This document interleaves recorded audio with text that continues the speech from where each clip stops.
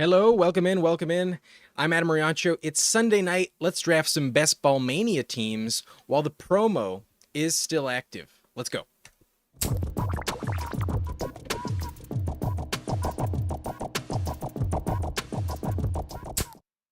All right, so we're going to be hopping into two BBMs tonight. In case you didn't know, there is a promo currently going on, and it looks like my face is covering it. One sec. Let me pull it up. This thing right here. If you draft two Best Ball Manias in the next 50 minutes, you do get $10 back. So I'm going to do that. I have not done any of them. Let's fucking hop in. Looks like some of you are ready to go with me. It's the 20-second pick clock. If you're ready, hit that button right now, and I will join in 3, 2, 1, and I should be synced up. 10 spots left. I was the second person to hop into this lobby. I hope I did that correctly. Hope you are not in the group right beforehand. Hopefully, it's good to go. But if somebody can keep an eye on the clock, I think this will be done in time. Usually, these 20-second pick clocks take about 30 to 40 minutes. I will be hopping into a second one after this one is over because I do need to get into two before 8:59 p.m. I do want that $10 back in my account. So looks like Jeremy is in here with us. There's 3 spots left. If you would like one, you can still come get it. Jackson Jones asking, is this PPR? Do I not have the chat set up? Let me get that in order. Jackson, no, this is not full PPR. This is half PPR. Underdog is half PPR.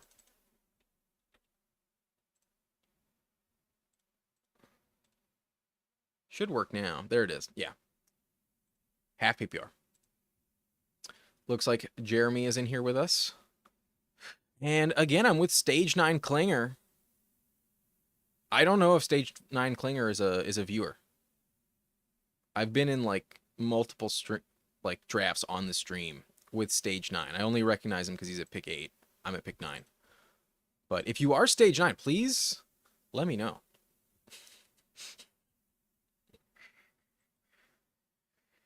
Raphael says, hey man, I'm a graphic designer. Let's work together. If you would like to get into contact, yeah, go ahead and send me an email, niceandblunt@gmail.com. We can discuss. That'd be cool. Okay, let me get the setup that I want. Sometimes I forget I mixed it up. I do like the new setup a lot more, honestly.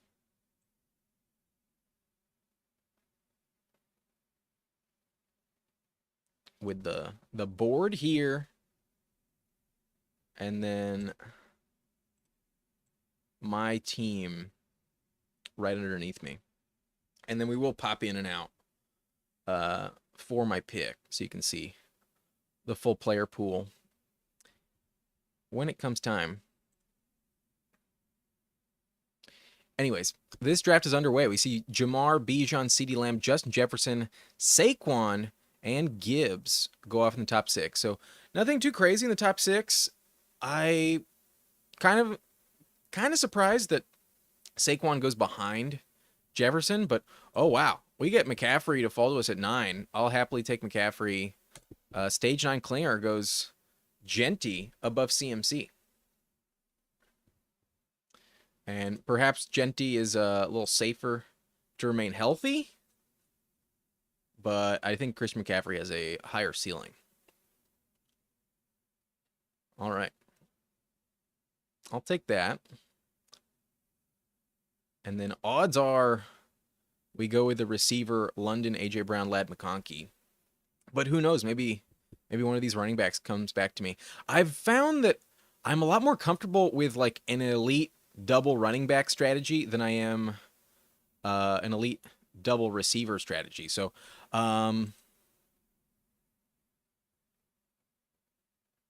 with that in mind, let's do it. Let's go Derrick Henry. Some risk involved, but we're in Best Ball Mania. We're shooting for the ceiling. We're starting off CMC Derrick Henry. Let's do it. If not, I would have gone probably AJ Brown there, but I feel like the CMC AJ Brown teams are a bit more common.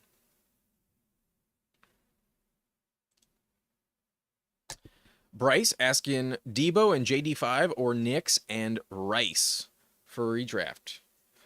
Well, the thing about Debo and JD5 is you get the stack. Knicks and Rashee Rice, I guess you get week 17 correlation, but that's pretty irrelevant. It's extremely irrelevant in redraft. I don't like the Rashee Rice suspension looming. I actually have Debo ranked pretty close to Rashee Rice, and I'd much rather have JD5 than Bo Nix. I'm going Debo and JD5. I think everything in my book says that that's a better side to take. That'd be my target. But Jeremy says I better get my 30. I've done 8 or 9 BBM since Saturday. You should. I'd be shocked if they yank the rug from under us. That'd be some bullshit. They do have to worry about their reputation. There'd be a lot of pushback. But I'm not surprised they're doing this promo. I mentioned last week when I saw the numbers on BBM, I feel like it should be more full at this point in the year. We're 4 days from August, and this tournament only has 48% full. I know it will fill, but I would have expected it to be like 60% at this point in time. Anyways, we are coming back in the third round now, and looks like Kittle. Wow, Team 1 is calling their shot, and these days it is impossible to get Kittle at the 4-5 turn, so if that's who they want, then by all means, that's one of the places to justify it. Being at the turn, I do mix things up, but they go Hampton and Kittle with Jamar Chase. That's a steep price to be paying in a tournament that's been open since May. I don't know if I like that. There's teams with the same combination that got him at the 4-5 turn, and they have really good receivers and, much better picks at 2-3. I don't know if I like that, but damn, this is really tempting. At pick 33, I do have McBride on the board. Oh shit. I may be haunted by this decision not taking a receiver in the top 3 rounds, but let's press our luck, baby. Let's go with Trey McBride here. 7 picks past ADP.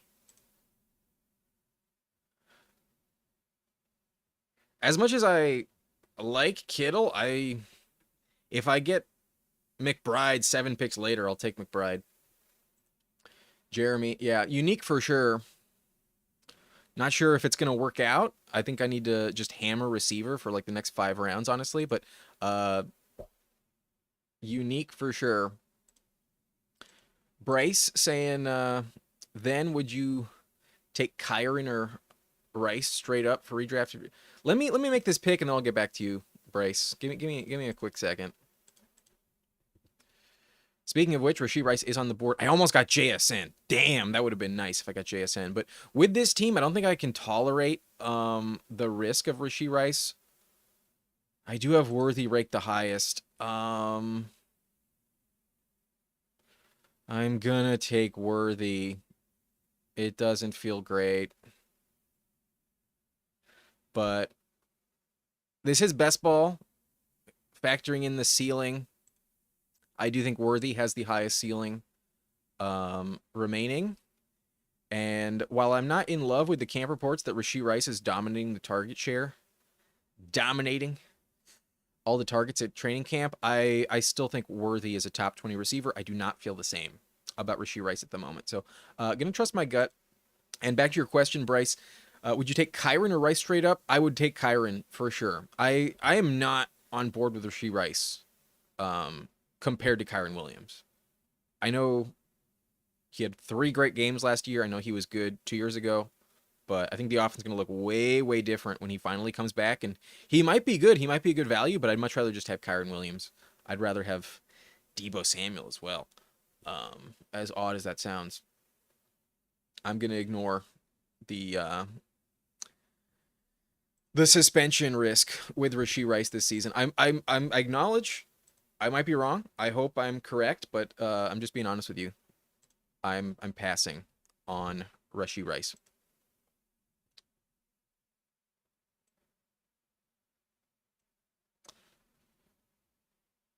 Oh damn, I just checked the viewer count. We got 24 viewers. 8 likes. If you can hit that like button, I'd greatly appreciate it. But if you're just hopping in, if you want to see how this team goes before, I understand. If you're new, subscribe. Really helps out the channel. Really appreciate it. But yeah, I hope y'all are enjoying the show, everyone. Hit that like button if you can.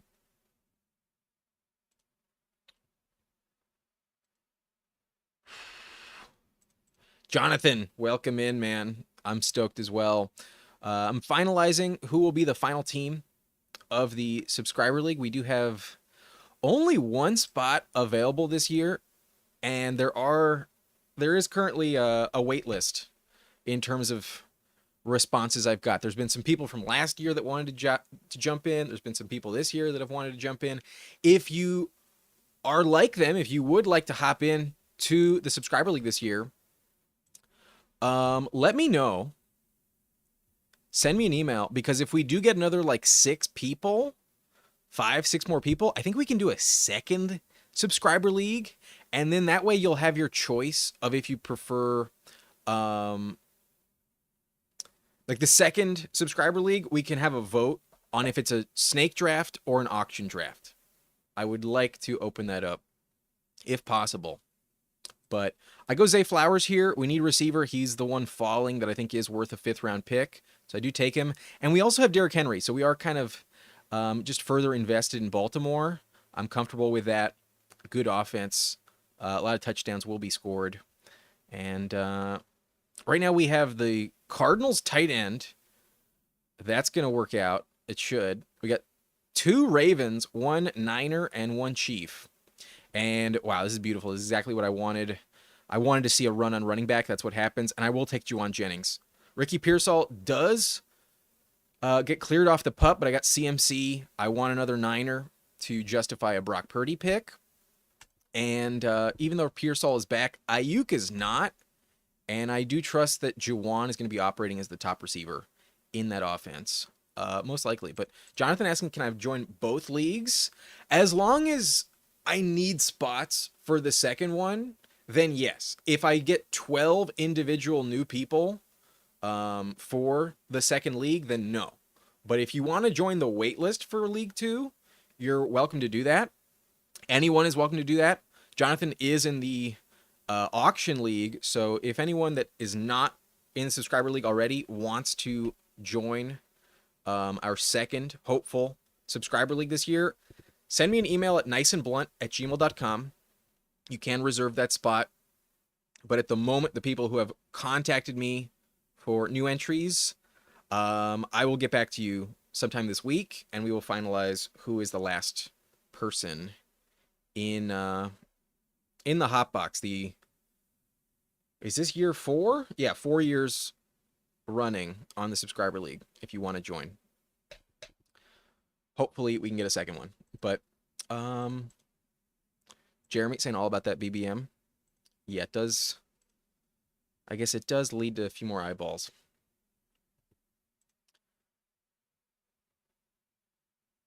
But did something happen? I feel like something froze on this. Okay, there we go. I feel like it froze for a sec. Anyways, the board is coming back around. We've got CMC, Derrick Henry. We also have Juwan Jennings. Pearsall goes off. Would have loved Pearsall there. Can't always get what you want. We also have Worthy and Zay Flowers. I'm pretty much locked in though to receiver. I don't think it's a surprise to anyone what this team needs. But Pacheco potentially available. That is a little tempting. I'm not gonna lie. Kind of want to take Pacheco. Godwin a little scary. Mahomes goes to stage 9 Klinger. I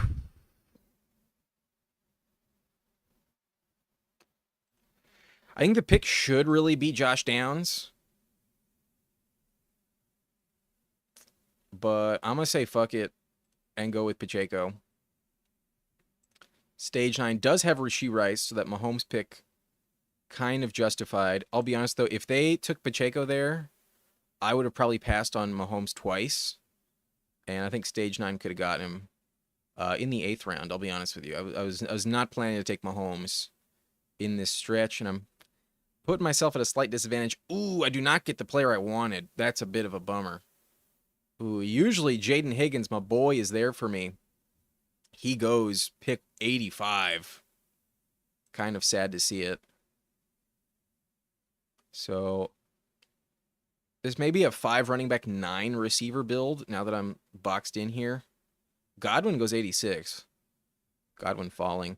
I'm just going to say fuck it and not panic on Darnell Mooney. I'm really, really committed to Darnell Mooney, and even though the shoulder injury is not good, I'm not afraid of Kyle Pitts. I'm really not. I expect Mooney. Maybe he misses a couple weeks, you know. Whatever. I think I can tolerate it. I think once he's healthy, I think he's way more valuable than wide receiver 48 off the board. I think even if he misses like 4 games, I still think wide receiver 48 for Mooney is a value. I might just be, you know, so blinded to the commitment I've already made that I'm not willing to see the risk, and I just don't want to acknowledge it. But I'm going down with the ship. Mooney is officially becoming last year's Ayuk for me. Last year I was going down with the ship on Ayuk, and it did not work out. So we'll see what happens. Dirty P. What a username. I like matching Jennings with CMC. Jennings crushes zone, and CMC forces a lot of zone coverage. That's good to know. I should probably draft more Jennings, to be honest, but I'm Rizzy P. Pilled. Cheers. Yeah, I like mixing in all of them. Honestly, the player I draft the most is Ayuk, but I've been trying to catch up a little bit on my Juwan shares. I've been trying to have a little bit more invested in Juwan. Because I was fading him a little bit back in the day. I think he's a good pick, though, because there's just so many injuries in that receiving core. And although he has the contract holdout, he's holding in. He's practicing with the team. I don't think they're going to trade him. I don't think they can afford to trade him. And even Demarcus Robinson, who is a dark horse candidate to be sneaky valuable in that team with Ayuk injured, Robinson pleaded no contest to a DUI earlier this offseason. Demarcus Robinson is probably going to get suspended as well. Just like Jordan Addison, I expect 3 games. That's not good. That's going to be at the beginning of the season as well. That's going to be during the time frame that Ayuk is off the field. That's when we would expect him to be the most valuable. But coming up here on the clock, Trey Harris goes, damn.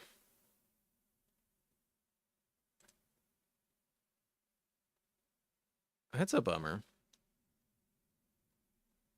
I think I'm just forced into it. I'm going to take Shaheed.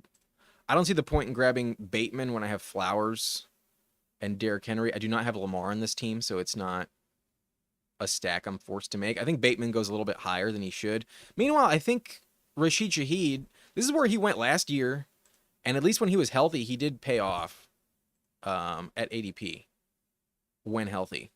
Now, he did get hurt pretty quickly. He only played like 6 games. But we're trying to stay optimistic and assume that he stays healthy. He was more valuable than Olave in those 5 games that they shared. Okay. Back on the clock once again. I do not have a 9 or a bear, so I kind of regret not taking Bird in there. But I don't really have any stacking options. And Caleb, I think, is a good pick at ADP. He falls a little bit. He has rushing value. Don't need to stack him up, but this also opens the door for me to go Colston Loveland in the next round. I will do that. I will take Caleb slightly past ADP. Let's pull up the board one more time. Brett Dean, welcome to the blunt rotation. Welcome back. I believe this is the same Brett Dean from last year. But welcome back. Or welcome in. Clifford saying, I'm in an 8-man league. Hold on, let me do something real quick. Let me put this at the top, given what the board is doing. Okay, Clifford is in an 8-man league. Haven't drafted yet. I have the first overall pick. Would you trade picks 16 and 17 for picks 10 and 26? In an 8-team league. So that's the 2-3 turn to move up 6 spots and then lose 8 spots. In all honesty, Clifford, I actually have a big tier break from pick 15 down to 16. I think the drop off from the top 15 to literally Derrick Henry at pick 16 is kind of significant. I think I would make that trade. I think I'd rather have picks 10 and 26 rather than picks 16 and 17, because I can't honestly tell you there's a massive difference between the player going off at pick 26, Josh Jacobs, in this draft, as the player I chose at 16, Derrick Henry. Like, I have him basically in the same tier as some running backs that go above him. I'd rather have Derrick Henry, but I don't think Jacobs is that far off.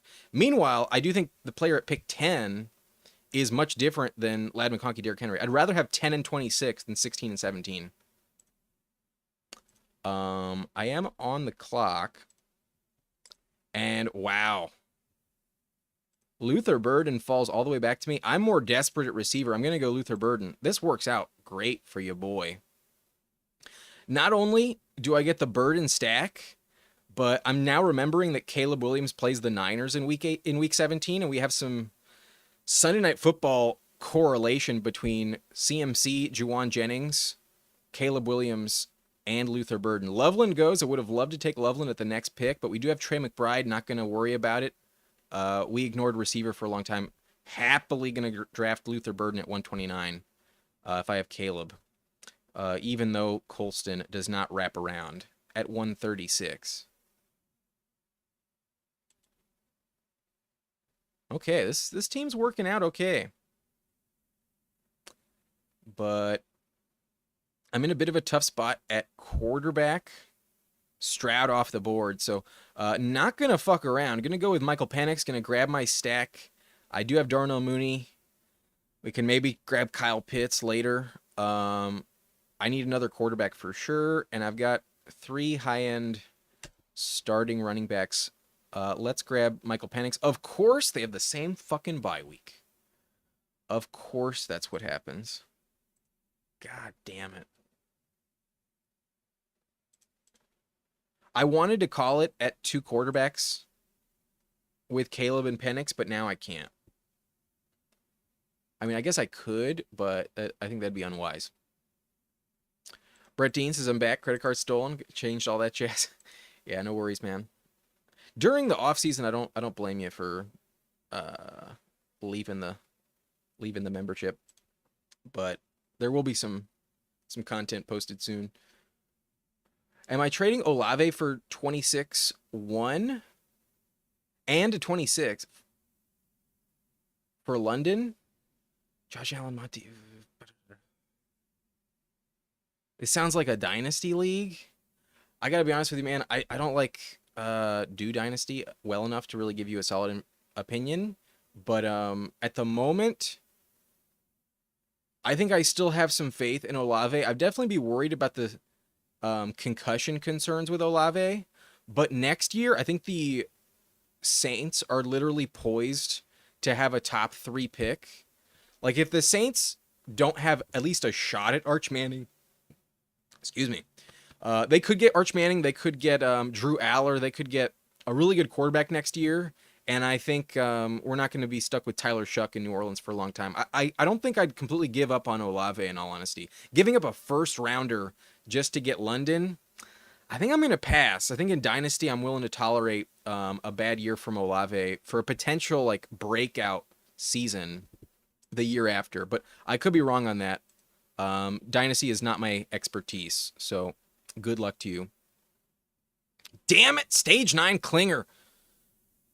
Fuck, bro. Is this the second time you sniped me on a serious pick I wanted? Damn, Kyle Pitts goes. At least I got a good tight end already, but I think I will just take Leggett, and then this opens up a Bryce Young selection. But dang, that was upsetting. Like, of all the times I'm like actually targeting Kyle Pitts, but I probably shouldn't be that worried to miss out on Kyle Pitts. Let's not go overboard.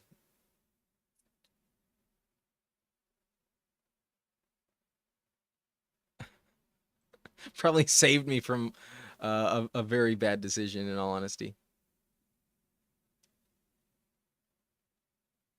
Bryce Young now, Jesus Christ, what a disappointment. Um, in that case, I will. I think I'm gonna punt this third quarterback.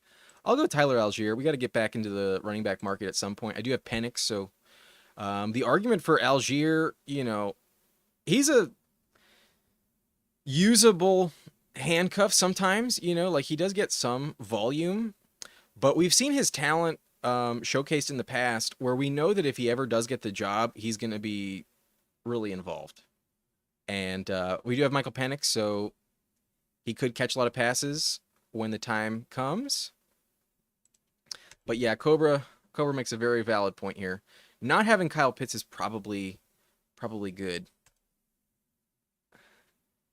I think it was like last week,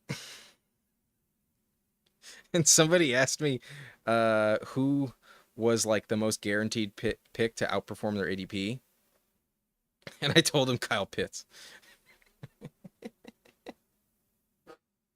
But that person was, their profile picture was the flag of a country that is not one you want to be representing right now. Flag of a country that is probably making the world a far less stable place right now. Blue and white.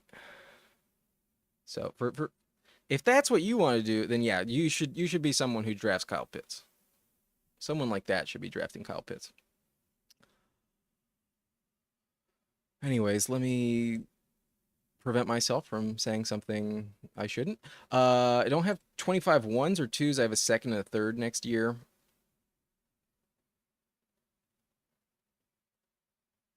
I would keep your picks, Sir Brooks. I think I'd keep the picks.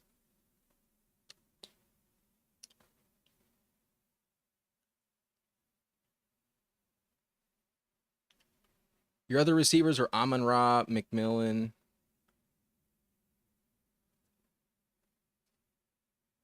BTJ, and Marv. Oh, yeah. Just stick with Olave. Play it out. Keep your first round pick.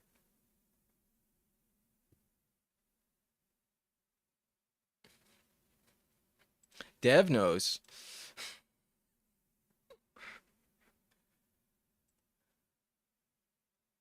Seriously, that whole situation makes me so fucking upset. It's such a sad fucking thing. Ugh, I don't want to shit on the tone of this live stream. We're having fun, but like, there's far more important things happening in the world. It's really sad. Okay, I'm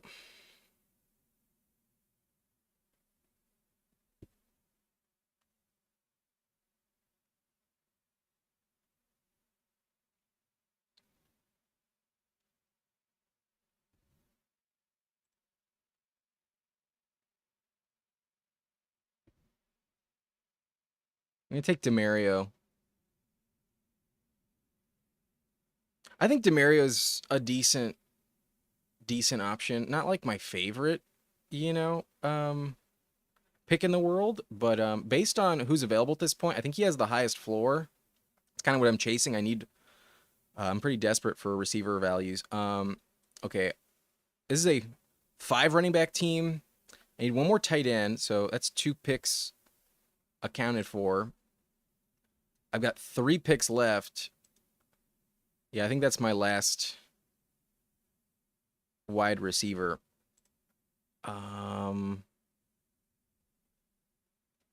Shit.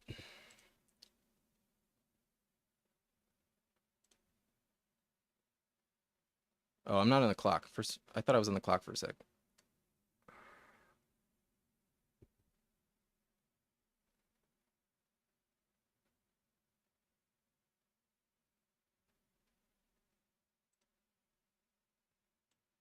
I'm gonna go Marshawn Lloyd. I think one of the legitimately valuable handcuffs that it's still available. And would have probably considered Brashard Smith had he not gone 2 picks before me. But one reason why I gave the tiebreaker to Marshawn Lloyd in this instance was the Ravens and the Packers do play each other week 17.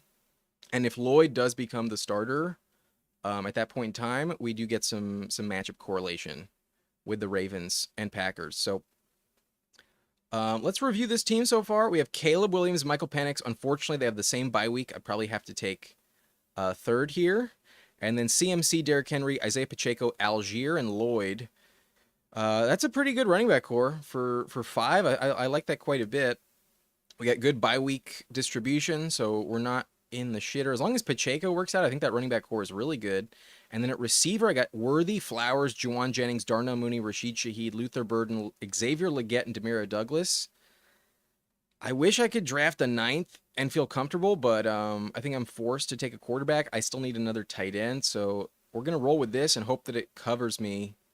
That was the risk starting with 3 non-receivers in the first 3 picks. We went CMC, Derrick Henry, Trey McBride, and McBride does feel nice on this team. When you think about all the risks and then consider, oh yeah, we have a fucking stud at tight end.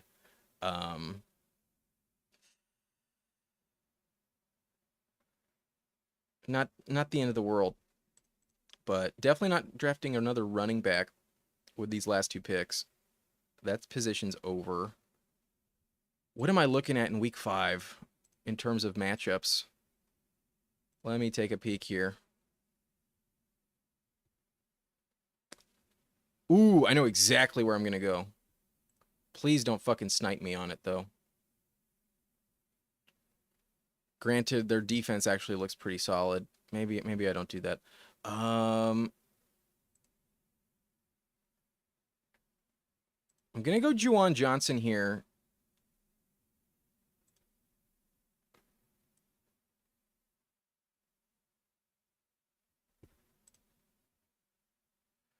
Daniel Jones and Tyler Shuck still on the board. So is Russell Wilson. And let me just show you something real quick, because this is what I'm considering for this next pick. This is the week 5 NFL schedule. We have Las Vegas at the Colts. I don't see much defense in that game. So I think Daniel Jones is actually kind of decent in that matchup. A home game, assuming he's the quarterback, though, is kind of risky. We also have the Giants at the Saints. If there's one game the Saints can win this year, it might be that one. However, the Giants' defensive line does look pretty stacked. So perhaps going with Russell Wilson at the Saints is also kind of tempting. I think this is what I'm kind of locked into. All 3 quarterbacks are there. So it's between Daniel Jones, Tyler Shuck, and Russell Wilson. And the reason I went with Juwan Johnson there is because I think I'm going to go Tyler Shuck as the tiebreaker. I've got Shaheed. I've got Juwan Johnson. Shuck is like basically being gifted the job. I'm not like excited for this pick, but I need that quarterback. His buys in week 11. So I'm at least getting some points in week 5. And he does play the Giants. It could be worse. Rel saying I need Jordan James for CMC. I'm just going to trust that my first round investment in McCaffrey works out. Dirty Pieces, I've drafted the undrafted free agent in Atlanta more than Kyle Pitts. When you're out, you're out. I love that, man. Full fade. Cobra says no A-Rod for your third quarterback. Same buy. Thank you for the warning, my friend. So yeah, this is the final team.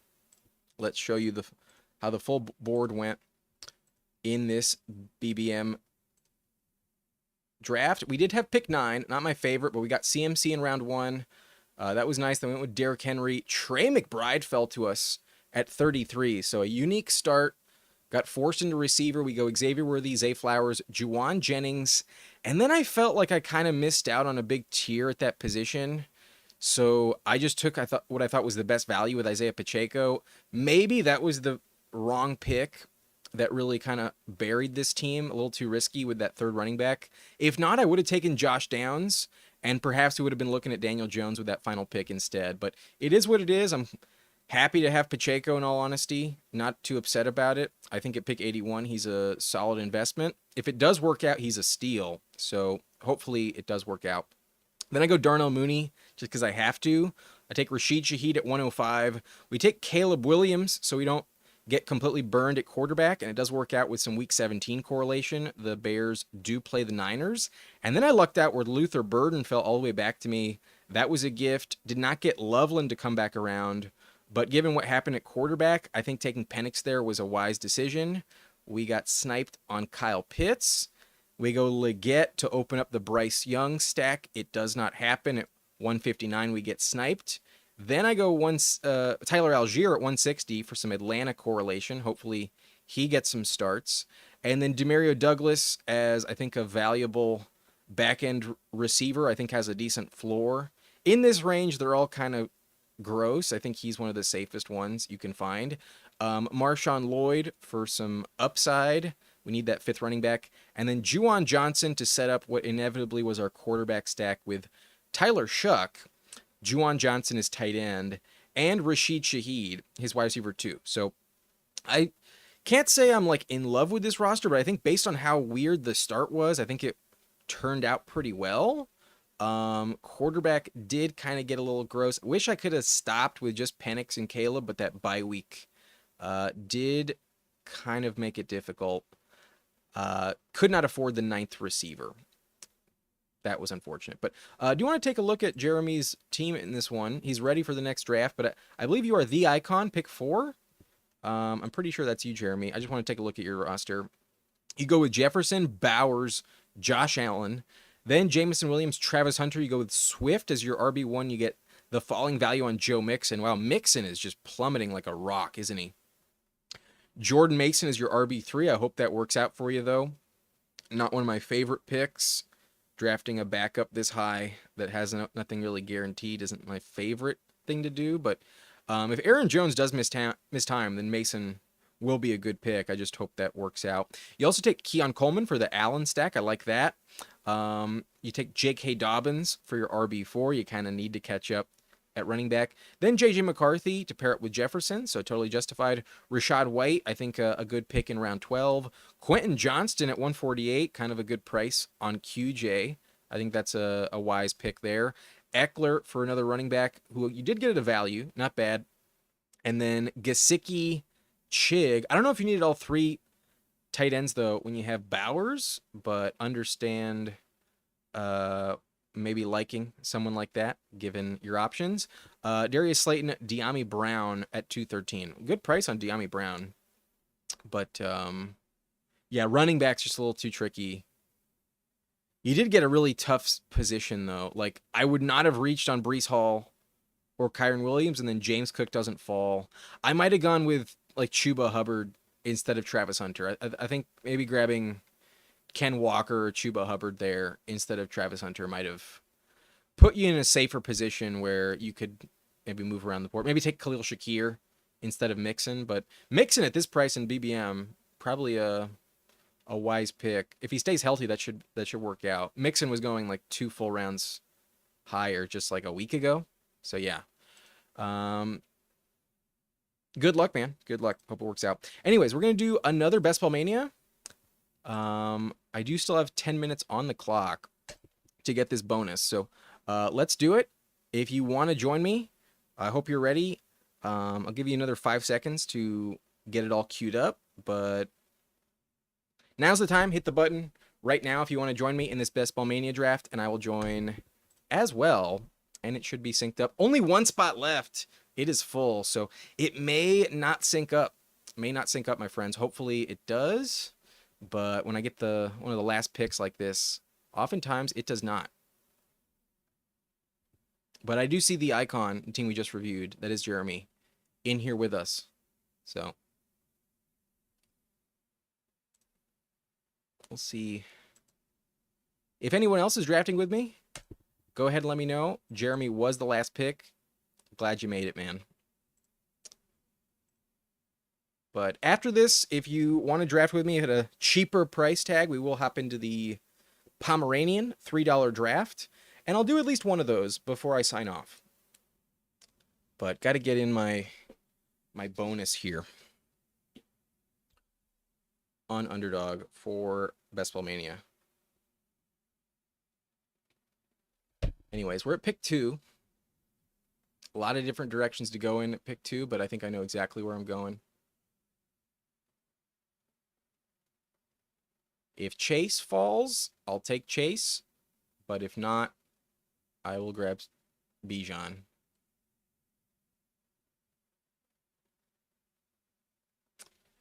Yep. Not a tough decision at all. Especially with the Jefferson injury. We will go Bijan. We're good, Jeremy. We're in the same lobby. Cobra saying, with the new big board display there, we usually can't see your options each round. I've been trying to close it when it's like 3 picks before mine, but sometimes I forget. Let me know. Would you guys prefer the old way? Because even on the other way, sometimes I'd not have it available. But let me know what you guys prefer. I kind of prefer this look. I think it's cleaner. I just got to remember to maybe get rid of it in time. But personally, I think the way it is right now is my favorite. But with the first pick, you guys know who's on the board. I will try to X out of it a little bit faster. The thing is, I'm running like 7 different tabs, while I'm doing all this stuff, and sometimes like flipping between them. Sometimes I forget to do it until I'm on the clock, and then it's like, am I gonna waste 6 of my 20 seconds fumbling to get to OBS and X out on the screen, then finally get back with like only 3 seconds left on the timer? That's the decision I'm juggling. But yeah, at least there, I don't think it was that important. I'm gonna try and be better about it though.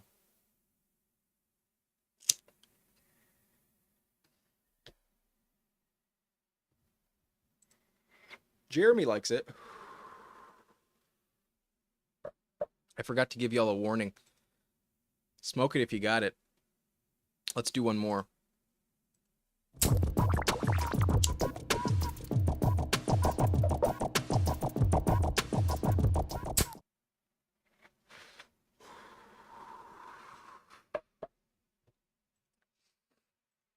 Thank you, Cobra. The pick is important, but at the same time, the show is important. I want you guys to have a good experience.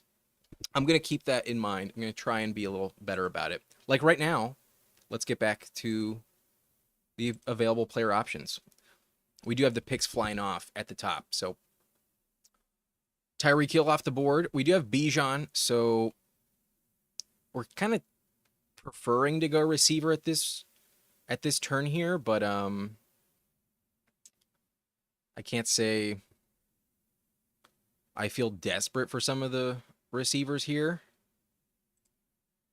I'm going to go with another elite running back team, and we're going to take Josh Jacobs. We're going to let Team 1 have their pick of the litter. If they want the full Bengals triple stack, they can shoot for it. I'm going to be generous with Team 1. But obviously, I do get another bye-week combo with Bijan and Josh Jacobs. They go Garrett Wilson above T. Higgins. That's really interesting. I personally would never do that. I might go Adams over T. Higgins, but I'd never go Garrett Wilson over T. Higgins. Give me T. Higgins. If he's going to fall back and Adams is not there, I'll do that.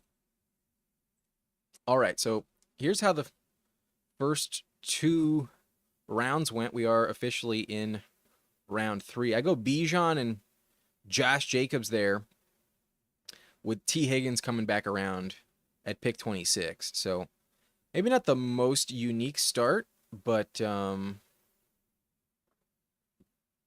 one I feel comfortable with. And I've said it before, I'll say it again. I really like my teams when I start out with those elite receiver combos. Like, yeah, we did pass on an elite receiver with Bijan, but with the Jefferson hamstring injury, I don't think he's a safe pick right now. I'd feel a lot more comfortable if he was going back to back with like Puka, but to take Jefferson at 3 when you pass on Saquon, Jahmyr Gibbs, even McCaffrey, I don't feel is that safe. And based on how the receiver position kind of shakes out, I feel like CeeDee Lamb is not in the same tier as a flex option as Gibbs and Saquon. Like, maybe he does really work out, but with Pickens there, the touchdowns might diminish. Dak might not be the same quarterback coming off the injury with a new play caller, new head coach. I could see a lot of things going south in Dallas just overall, and, touchdowns not being like a reliable factor. I feel like beyond Jamar Chase, there's actually a lot of risk at receiver. And when Bijan is also on the board, I do not feel the urge to go with the receiver there. Then, with my other decision, like, I would love to grab a great receiver, but the way I played it, at the top of ADP was T. Higgins with our second round pick, and he was there in the third as well. So the only decision was to grab 3 running backs or just stop at 2 at that last turn there. I almost went Chase Brown, but based off of what we learned in the last lobby when we went CMC, Derrick Henry, Trey McBride, not grabbing a receiver in the top 3 rounds makes your team very risky here on Underdog when you have to start 3 of them every single week. So let's at least get someone. And T. Higgins was not far off from the number 2 receiver overall. He did miss 5 games last year, but in a points per game setting, he was actually tied with Justin Jefferson in half PPR. They scored the exact amount of points per game, but Jefferson well outpaced him in total points. Jefferson stayed healthy all year, an extra 5 games at 15.6 points per game. Definitely Jefferson's way safer than T. Higgins. Higgins has 2 straight years with 5 games missed. You could argue T. Higgins is still overpriced at the top of the 3rd round. But our pick is in 3 picks from now, so let's take a look at who is available. And if these next 2 teams pass on Daniels, I'll grab that value.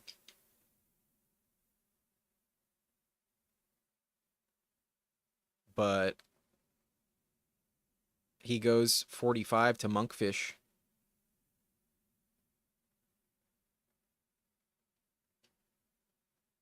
Jameson Williams. I'm going to go Jalen Hurts. And then I think the team at the 1 turn is grabbing at least 1 running back. So I'm going to bet that the guy I want is still available. I would expect that to happen.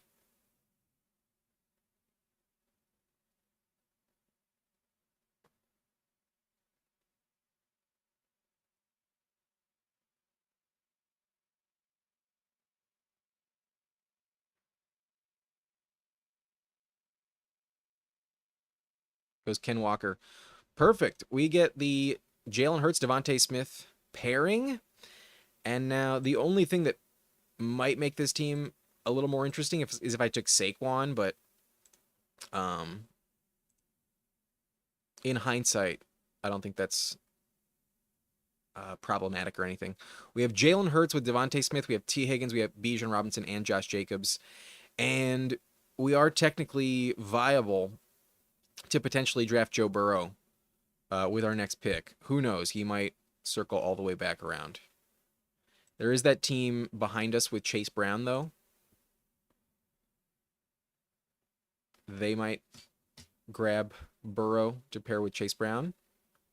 But that team with Jamar did pass. So I thought they might go running back and Burrow there at the turn, but they grabbed DJ Moore for their fourth receiver.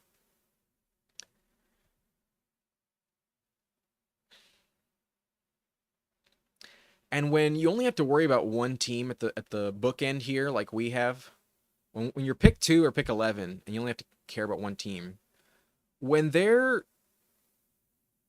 3 receivers through the first 3 rounds, and they have 2 picks coming around, you would expect they're not trying to draft receiver if they can avoid it. So there was no way I would expect Jalen Hurts to circle back to me at pick 50 if I left him on the board.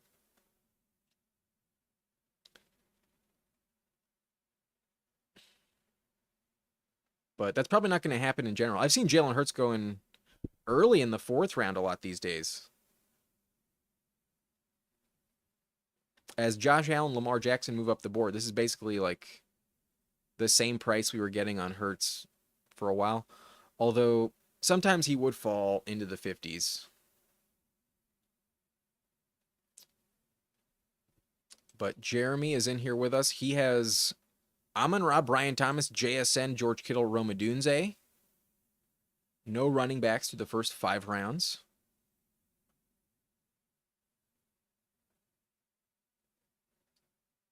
And commits to it. Goes Deebo Samuel. Good luck, man.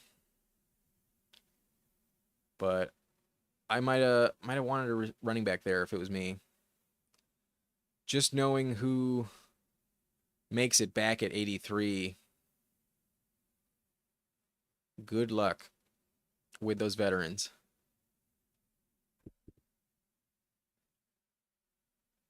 But Joe Burrow does go unstacked to the team at 9. Juwan Jennings off the board with RJ Harvey, Travion Henderson.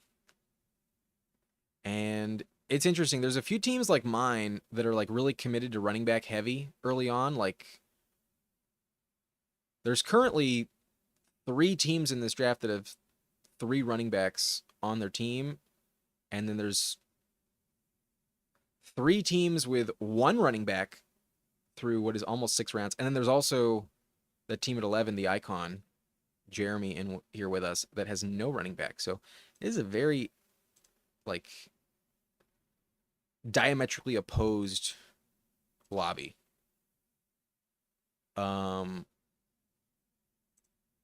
But given where I think there might be a run on running back coming up, knowing what Minnesota Bass here is going to do, we're going to continue to fade Joe Mixon. It's a gift to you, Mr. Bass, and go with DeAndre Swift as our 3rd running back.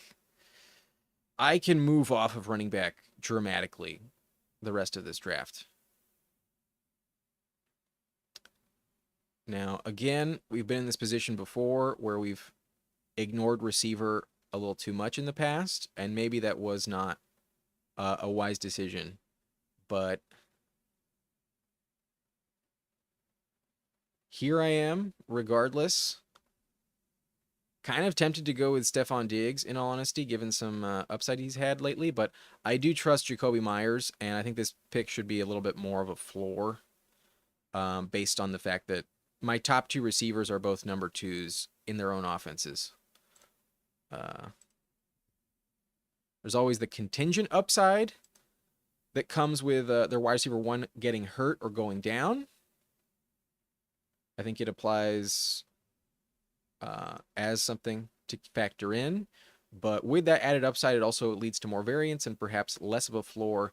Jacoby Myers, though, has been kind of like an image of consistency through 2 years in Las Vegas. And both those years, he was playing at least some portion of the time with Devontae Adams.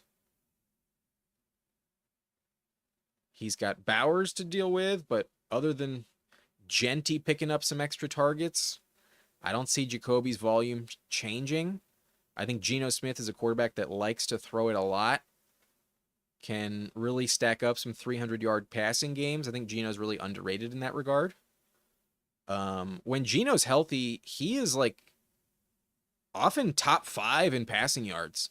So there's plenty of room for Bowers to be really successful, for Genty to have a ton of yards as well in the game, and Jacoby Myers to still be really, really valuable in fantasy. So gonna play it safe there. But there is some legitimate camp hype on Stephon Diggs. I think part of that, though, is just the fact that the Patriots haven't had a legit receiver since Gronk. Like, other than Julian Edelman, there's one game with Antonio Brown, and then, just a decade plus until we get like Wes Welker at receiver. The Patriots have been bone dry at receiver depth. So I don't know how much the hype train in New England is based off of Diggs being like totally legit coming off an ACL injury. I trust that he's interesting. I think he's definitely the wide receiver to target in New England, but I don't think that's saying much. And the main reason to draft him is to like hope for like a Drake May stack. But we have Jalen Hurts. We're not really trying to get a more expensive stacking option.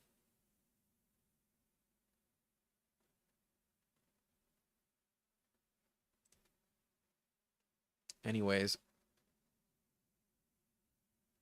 I got 3 picks left and 4 receivers I can tolerate. I'm hoping the one I want the most is there. He goes at 92, sadly. But I think I'll get 2 receivers at these next 2 picks. I do not think Minnesota Bass is going to draft another receiver when they already have 5. It might not be Minnesota. It's just MN. Anyways, let's show you who's available. I got Pittman still on the board. I got Ayuk available, Cooper Kupp, and Keon Coleman.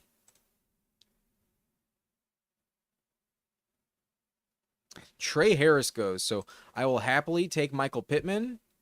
I'm going to take the safest floor among this quartet. That I think is most important for me to acquire. So here's the team so far. Jalen Hurts, Bijan Robinson, Josh Jacobs, DeAndre Swift, T. Higgins, Devontae Smith, Jacoby Myers, Michael Pittman. And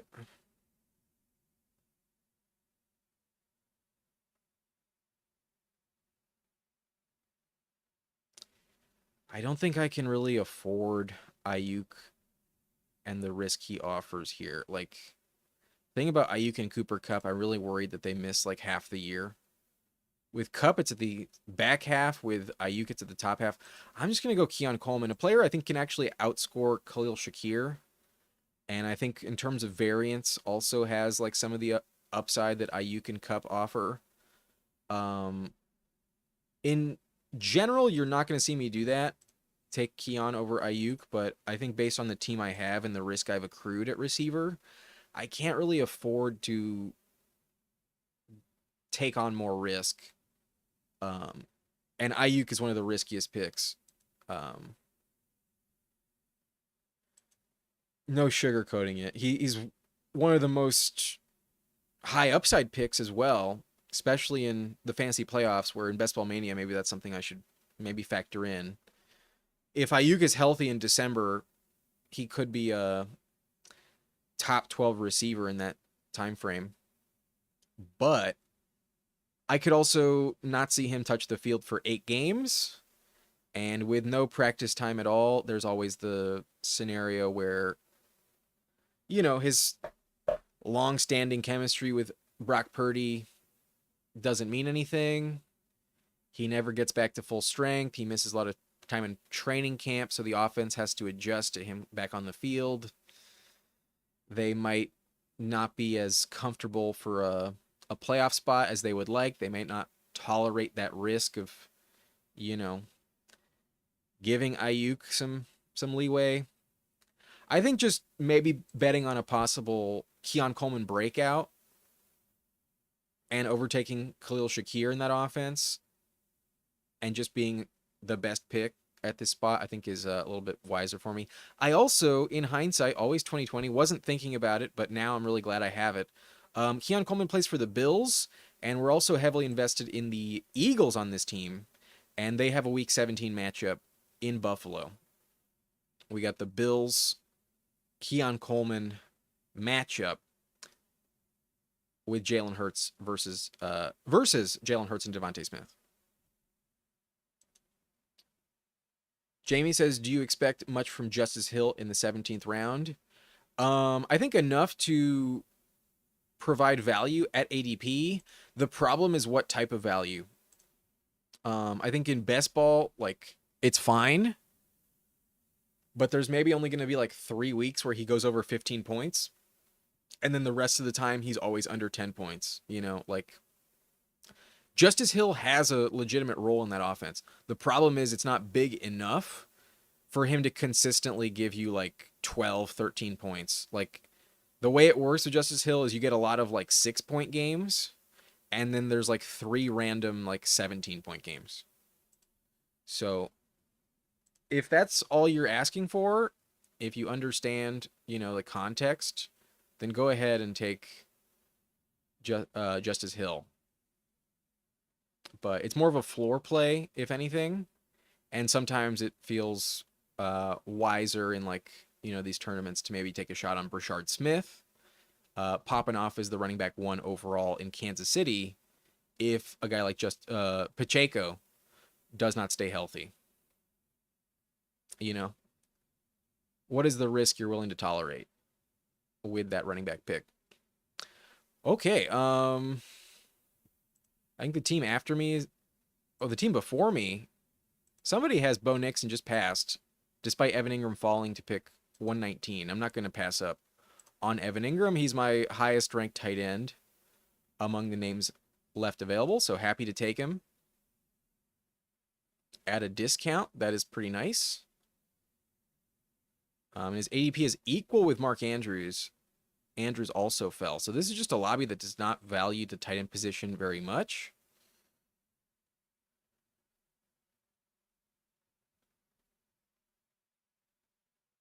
We've kind of forced the issue a little bit at running back with some of our picks and the way other teams have approached it. I'm going to leave tight ends on the board because that way my stacking option can still circle back. And I think I'm just going to take who I believe is the most valuable running back at this range of the draft that won't return to me in the next round. I'm going to go Tyjae Spears. I think truly live to be the running back 1 in his offense. I'm also just noticing now the 3 running backs I had up to this point were Bijan, Josh Jacobs, DeAndre Swift, all with a week 5 bye.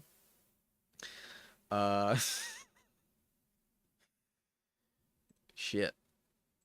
So I need someone that is going to be involved. And perhaps Tyjae maybe isn't like the RB1 that early in the season, but will be somewhat of a floor option in week 5 for me. All right. We got Bijan, Josh Jacobs, T. Higgins, Jalen Hurts, Devontae Smith, DeAndre Swift, Jacoby Myers, Michael Pittman Jr., Keon Coleman, Evan Ingram, and Tyjae Spears on this team.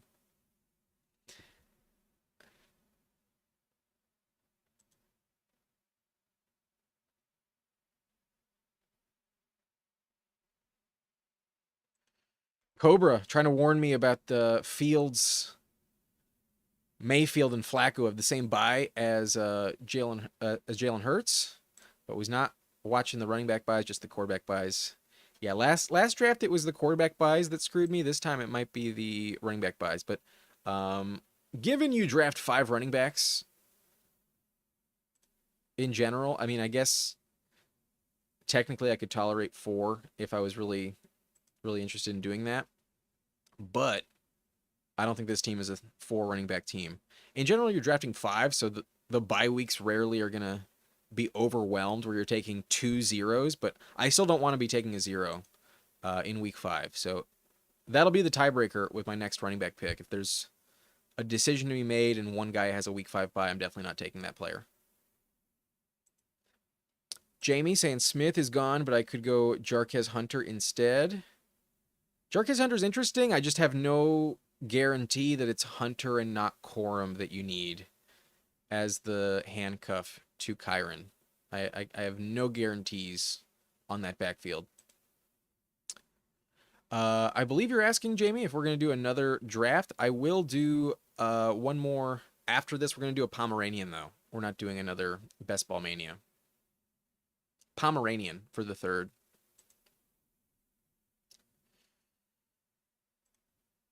But this Jalen Hurts pick, I think, is really, really solid on this team. Gives me the luxury to completely ignore quarterback as the position I think is kind of drying up at this portion of the draft. Like, if I had to take a quarterback there instead of Evan Ingram, would have been pissed. But a quarterback instead of Tajay, maybe not the worst decision.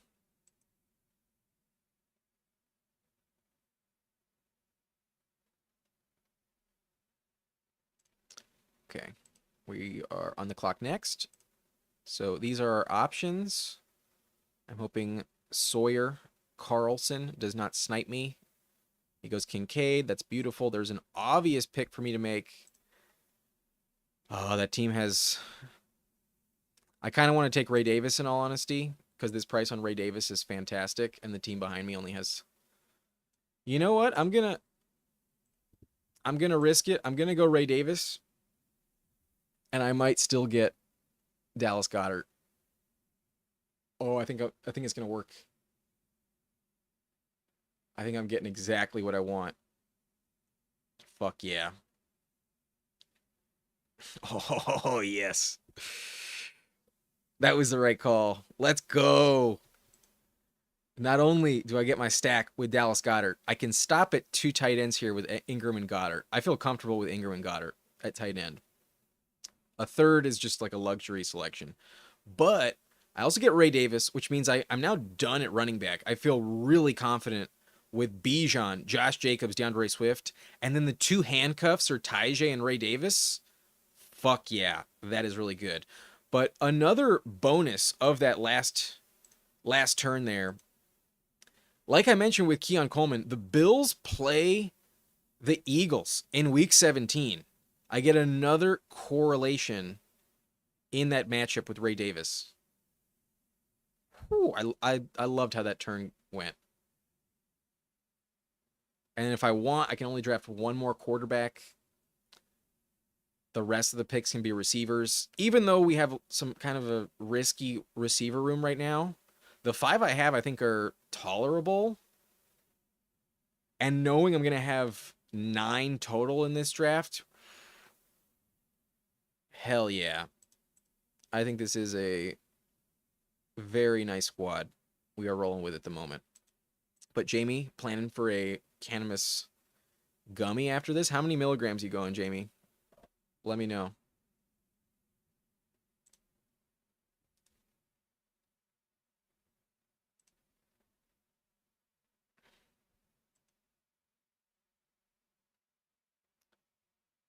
I like this team a lot. Full reminder here on the right-hand side of the screen. We are rocking a 1-5-5-2 build at the moment with Jalen Hurts at quarterback, Bijan Robinson, Josh Jacobs, DeAndre Swift, Tyjae Spears, Ray Davis. Receiver T. Higgins, Devontae Smith, Jacoby Myers, Michael Pittman, Keon Coleman. And then tight end Evan Ingram at a big discount. And then the Dallas Goedert, Devontae Smith double stack with Jalen Hurts. Ray Davis, I'm moving in. He better have at least pull-out couch. I imagine there's a guest room there. I'm moving in. I've never lived in Buffalo, but I've lived in some snow before. Just because I'm from LA doesn't mean I can't tolerate some snowfall. My first winter I ever spent in Boston, there was a record 120 inches of snowfall first ever winter I spent in Boston after moving from Southern California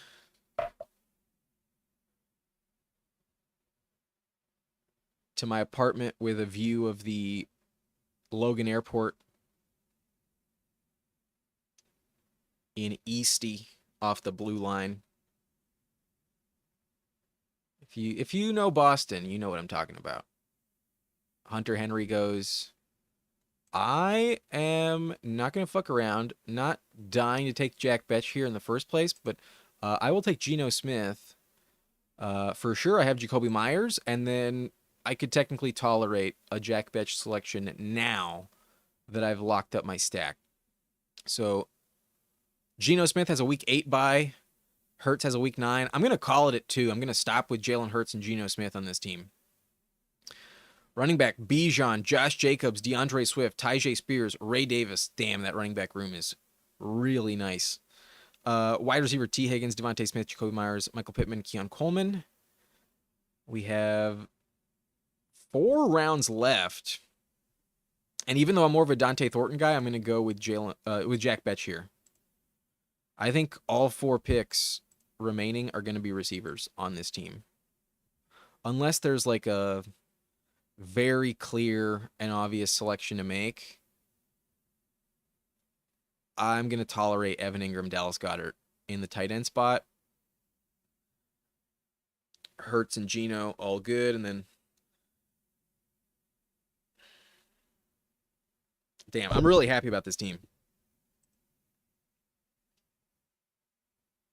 Very excited. Jamie does 10 milligrams, starting to kick in now. I like 15. I'm a 15. 10 is a great number. 20 can easily get too much. I think 15 is a real nice middle ground. But the way I usually get to 15 is I'll take a bite of 10, and then like 45 minutes in, when it starts to kick in, I'll nibble that extra 5. I'll split another. But then I'll pace it out. Like, it's not all at once. I get an extra like hour out of the whole thing. But I usually go 15. Oh, whoopsie. That's one of the only problems when I close out of the board, that sometimes I forget to bring it back. Anyways.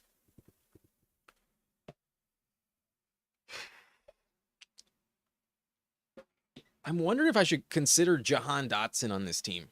Is it crazy to consider Jahan Dotson in Best Ball Mania with Jalen Hurts when you're going to go 9 receivers? Because no one's going to draft Jahan Dotson. You know what I'm saying? There's probably good reason why no one's drafting Jahan Dotson, but I want to have a slightly unique approach, and it's definitely something that crosses my mind. Probably won't do it, though.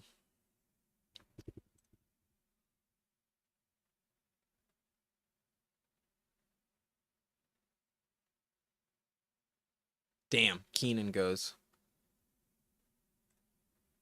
Not the end of the world, but I would have definitely taken Keenan if available. Dante Thornton goes. So at least I have Jack Betch, but was also planning a Dante Thornton selection. Is that the team with Bowers? I think so. No, that's the team with McBride. Never mind.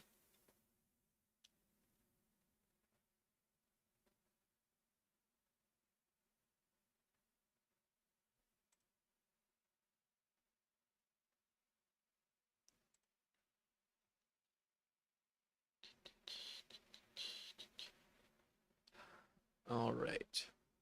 None of these receivers are exciting, but the only stacking option remaining is like Trey Tucker and Jahan Dotson, as I mentioned. So it's just going to be best player available for sure when I'm in this situation. And I think from a floor standpoint, probably the obvious pick is Michael Wilson. He's top of ADP, fell 11 spots. He's at least going to be on the field. He's never done anything though. He's not been good.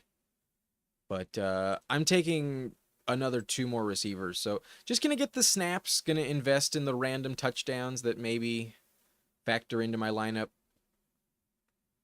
Knowing I'm going with 9 receivers, I'm not counting on him like crazy. But I know for a fact he's on the field. So I'll take Michael Wilson at a slight discount. But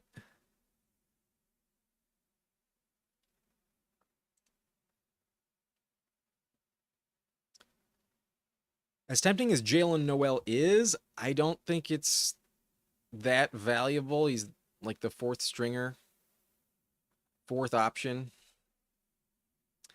Probably not going to get a ton of snaps unless somebody goes down. So,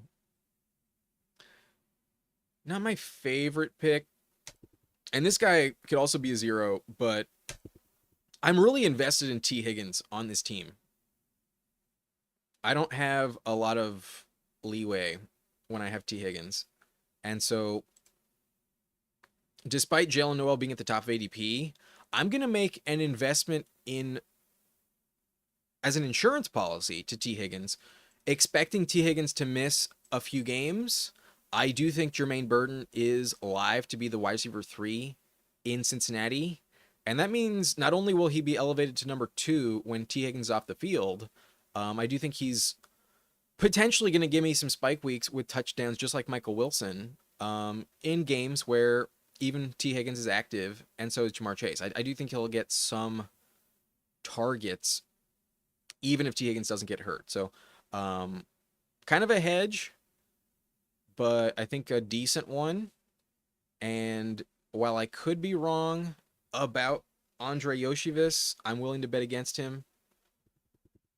Yoshivas was like a 7th or 6th round pick, if I believe. And then Jermaine Burton was a 3rd round pick that everyone agreed had the talent to be a 2nd, just fell due to character concerns. And I think he will work out.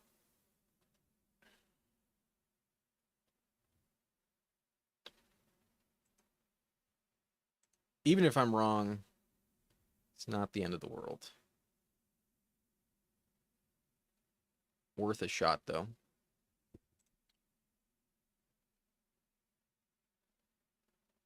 Captain's Box has 5 milligrams with 5 bong hits. Dirty P does double 50s. I might do that before a plane ride, before like a cross country plane ride. But in general, I'm not popping 100 milligrams in one sitting. Mushrooms, though, I'll go hard on some mushrooms if I can get my hands on them.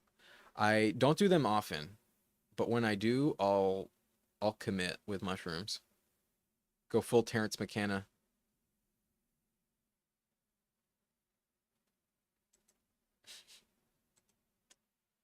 Clipper Nation says, I thought about Dotson once after Goddard got sniped and talked myself out of it the same way you did. Yeah, it feels a little bit too cute.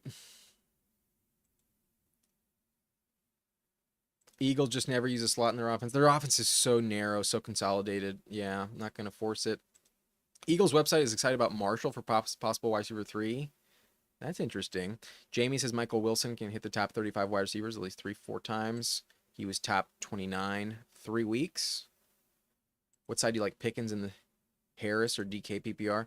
Let me make this pick and then I'll get back to you, Bryce Long. We are coming up on the clock. Could go Roman Wilson. Could go Ray McLeod with the current state of affairs on Darnell Mooney. Could also go Andre Yoshivas.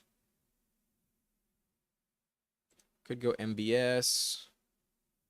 I think I might go Keandre Lambert-Smith, though. That's really tempting.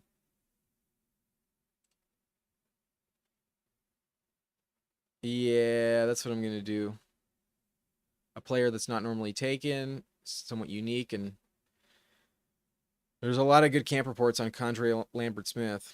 He may not do jack fucking shit, but Mike Williams retired, and Quentin Johnston is the king of Dropsville. Let's take a gamble with our 9th receiver. Here's the full team. We go with 2 quarterbacks, 5 running backs, 9 receivers, and 2 tight ends on this team, with Jalen Hurts, Geno Smith at QB. Running back, Bijan Robinson, Josh Jacobs, DeAndre Swift, Tyjae Spears, and Ray Davis. I love this running back room. Love the quarterback room as well. And then at receiver, we have a big player pool to choose from every week. We have T. Higgins, Devontae Smith, Jacoby Myers, Michael Pittman, Keon Coleman, Jack Betch, Michael Wilson, Jermaine Burton, and Keandre Lambert-Smith. At tight end, we're rocking Evan Ingram, Dallas Goedert.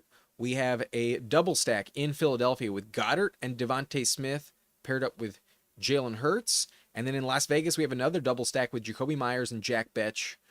I think this team has a legitimate shot to work out. I'm really optimistic about it. I think I don't regret a single pick, in all honesty. I think it worked out really well, and I'm very happy with it. Let's hope for the best. Whew. I like that team. Okay, so Bryce, you were asking Pickens and Trey Harris or DK Metcalf in full PPR? Yeah, I think I agree with Cobra here on grabbing Pickens and Trey Harris. I don't think Pickens is that much different than DK Metcalf this season, and I think he can score more touchdowns in Dallas than Metcalf can score in Pittsburgh.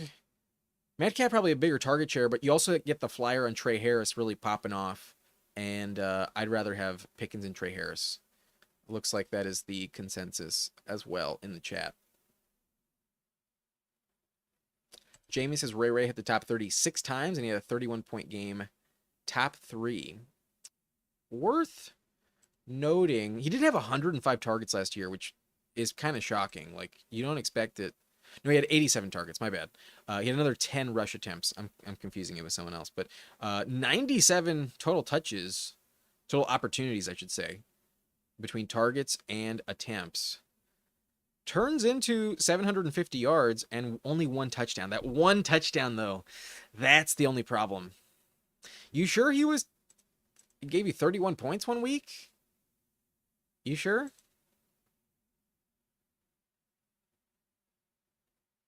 Anyways, let's hop into our Pomeranian, as mentioned, now that we're done. Actually, no, I want to take a look at the Icons team, who did draft with us at pick 11. Goes T-Law, Jordan Love, Aaron Jones, Brian Robinson, Cam Scatterby, Tyrone Tracy, Eckler, Keaton Mitchell, Amon-Ra, Brian Thomas, JSN, Roma Dunze, Deebo Samuel, De'Ami Brown, Wandale, Dontavian Wicks, George Kittle, Brenton Strange. Good luck at running back, though, man. Yeah. I think you got to take a running back sooner, bro. I think that's a pivot worth making. I don't trust like any running back you have. Good luck, man. Don't mean to laugh, but I saw this comment, so I felt like it was fair. Yeah, I think running back is worth investing in sooner. That's all. Okay. Pomeranian, though. $3 entry. Decent advance rates. If you do make the playoffs, 2 out of 10, then 1 out of 10 in week 16, and then a 248-seat final. Very minimal buy-in, though. But if you do make the final, you get $150 off of $3. That's not bad. $3 to $150 just to make the final. And obviously it goes up from there. You get $20K if you take home first, but even 7th place gets $4,000. This tournament's kind of interesting. Anyways, if you want to join me, go ahead and hit that button right now. Click it this second, and I will join off the delay in 3, 2, 1. Let's hop in. Two teams left. 2 spots left. Pomeranian, Jamie, $3. It is full. We get pick 3.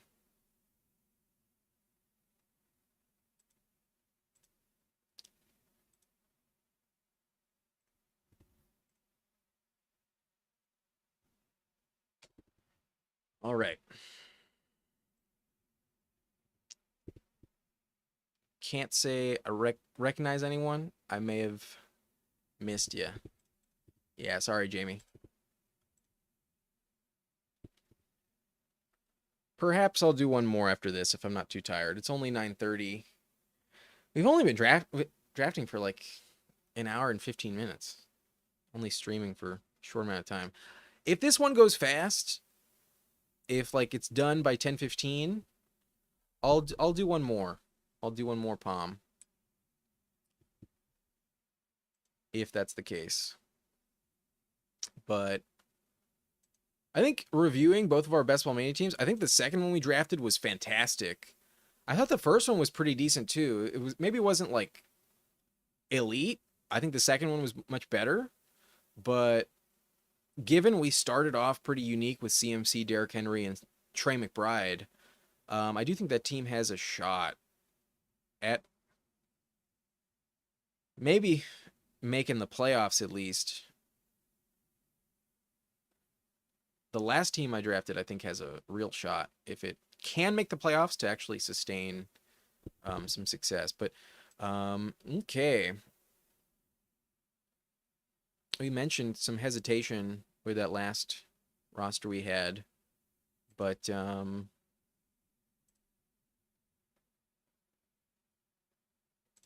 I'll take Saquon.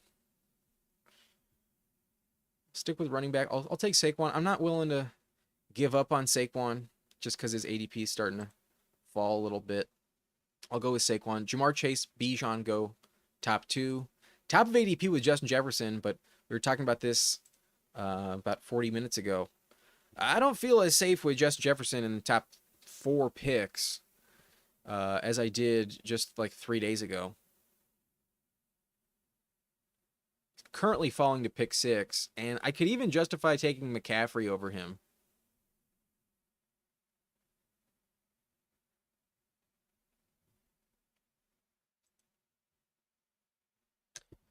Yes, Captain Spock, that is a legitimate point. Need some level of uniqueness. I wouldn't say nobody has that combination in Best Ball Mania, but it's definitely a very small percentage. Because we were in the 9 slot. For Trey McBride to go pick 33 is very rare.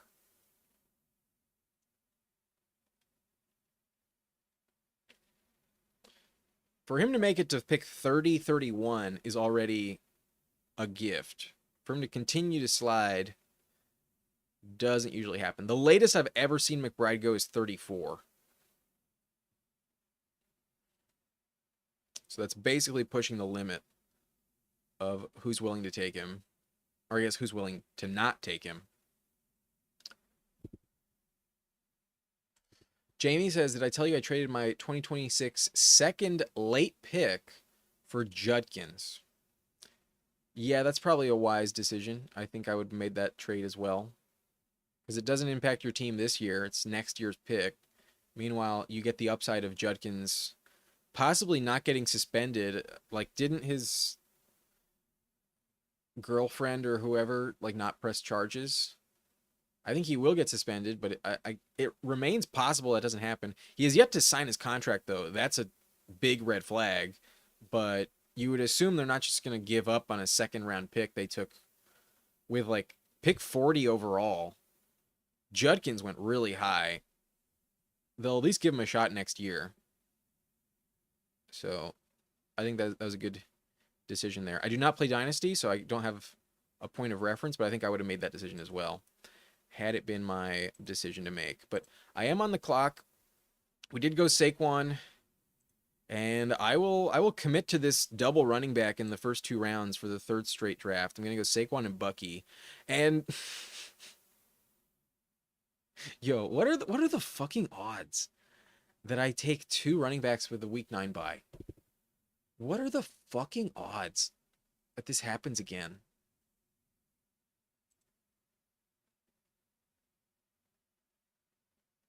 Like, I'm really not thinking about it at all, but like, I gotta stop. It's not helping me. At running back, it's not the end of the world, but like, maybe I'll try and take a 3rd that doesn't have a week 9 bye this time. Maybe I'll try to do that. I will get back to receiver and go Devontae Adams. I'm not a believer in Marvin Harrison this year. And personally, I'd rather go JSN than Garrett Wilson. So, not going to take them. I have Devontae Adams ranked the highest. I have him above Tyreek Hill and T. Higgins. So, that's why I go with Bucky Irving at pick 22. I still have a wide tier of receivers available in the third round. And I get who I was going to take anyways. Bucky, very unlikely to make it back in round 3. So that's the team so far. Saquon, Bucky Irving, Devontae Adams. And who knows, if we get lucky again like we just did, I'm not going to be opposed to going Hurts and Devontae Smith at the next turn, if available. But it seems pretty official now. Like, Hampton is going in the third round, and I'm glad I really loaded up when he was a fourth round pick, because I don't think he's that much different than drafting James Cook, Kyron Williams. And although James Cook did just go at pick 33 in this draft, I've often seen James Cook still on the board at pick 45, 46, like where I would be drafting in the next round. So given how the tier, in my opinion, shakes out, if all of those guys now are going in the third round, then yeah, I guess I'll take Hampton at the new ADP. But in general, James Cook goes in round 4. I have James Cook in the same tier as Omarion Hampton and Kyron Williams. So now I'm not sure I'll be taking Hampton very often if his official price tag is pick 30, 31. I think it's a little too steep for me. Granted, the upside is still higher than that, so it's not the end of the world. If you just really want to target Hampton, I'm not opposed to it. But as someone who's overweight Hampton a considerable amount, I have Hampton at like 16% already. I'm not dying to chase him up the board, when I think this might just be a slight overreaction on Najee Harris. Like, do you remember what happened to David Njoku last year? David Njoku had like third-degree burns and only missed like 1 game. He might not have missed any games from that. He got hurt with something else and came off the field. But David Njoku had an entirely burnt face and was back on the field within like 10 days. I don't think Najee is going to... Oh, shit. That's not what I wanted to do. Oh, fuck. Okay, here we go. I'm on the clock, and yeah, that's what we're going to do. We have Saquon on this team, so it's even more justified. We're going Jalen Hurts again.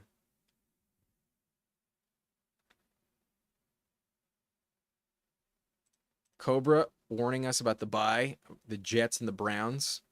That's good to know. Good. Glad I didn't take Garrett Wilson.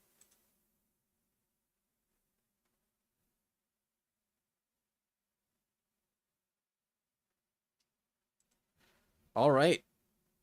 Kind of redundant. We had a very similar team right before this, but I think just because we have Hurts, the Saquon pick makes even more sense. This team is probably a little bit, maybe not better than the last one, but at least through 5 rounds, they're on equal footing, but it's at least correlated better with Saquon and the other Eagles. But given like the price on the other elite quarterbacks and like the weird zone that Burrow is in, that like he's definitely the next most valuable quarterback, but I don't think he's like as equally valuable as Hurts. They basically have the same price. Hurts feels like the most valuable quarterback price you can find. If you're not gonna like get past the 12th round, you know. Cobra with the buy alert. No Mayfield, Fields, or Flacco. Thank you very much, Cobra. Even though we have Bucky Irving, we're not going to take Baker on this team. Good to know. Yeah, so 4 of my first 5 picks have a bye in week 9.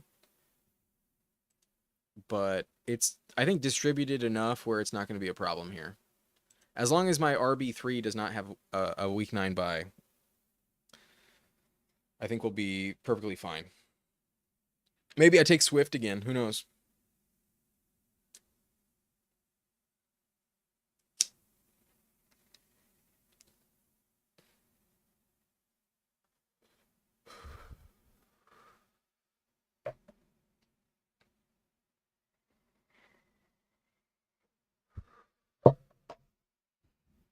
Smoke it if you got it. But interesting that a team with Lamar passes on Flowers for Ridley. I don't think it's a bad choice, but Flowers then falls to pick 60.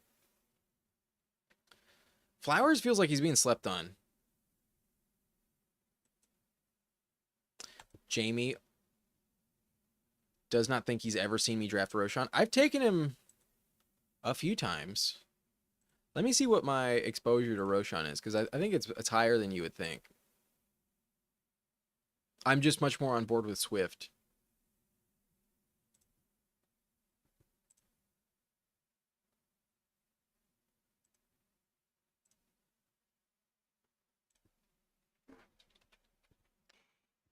I have a...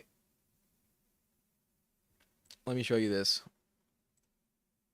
Roshan Johnson, I've taken just shy of 11% of the time.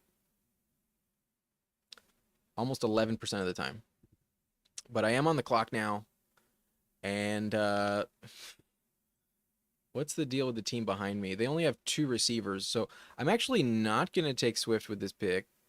I'm going to take Jacoby Myers. I do not want Jerry Jeudy, also with a week 9 bye. Not what I'm chasing. But I don't think this team is going to grab a running back. So this will give me some freedom. And here's the thing. Do I learn from the last team we drafted? I really loved the team we drafted with those 3 running backs and Swift being the 3rd. There's a chance I get sniped on Swift, but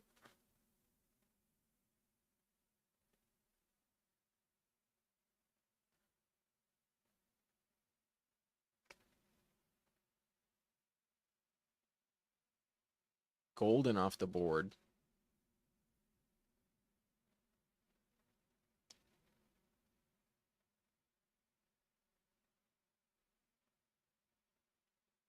Kind of tempted to go Shakir. Swift gets taken. That's who I want.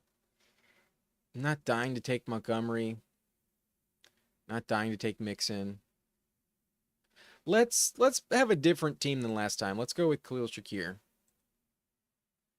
That Bills-Eagles correlation that we were chasing and coveting last time.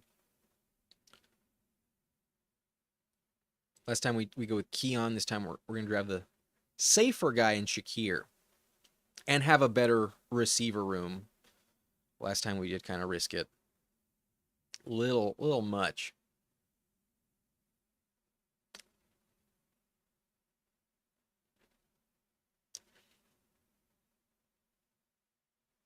All right, so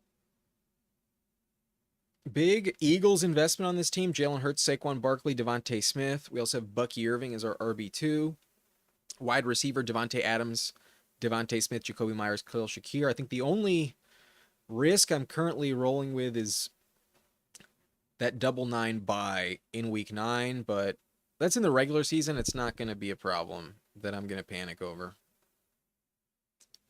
Not going to stress over that.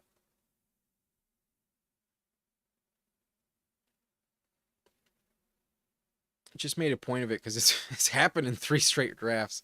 And then the last one, that was probably a little bit more upsetting, more concerning with the Bijan, Jacobs, and Swift all in week 5. That one was unfortunate.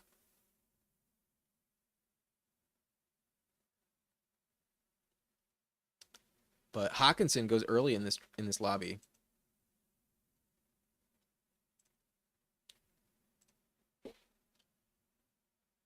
Pick 82.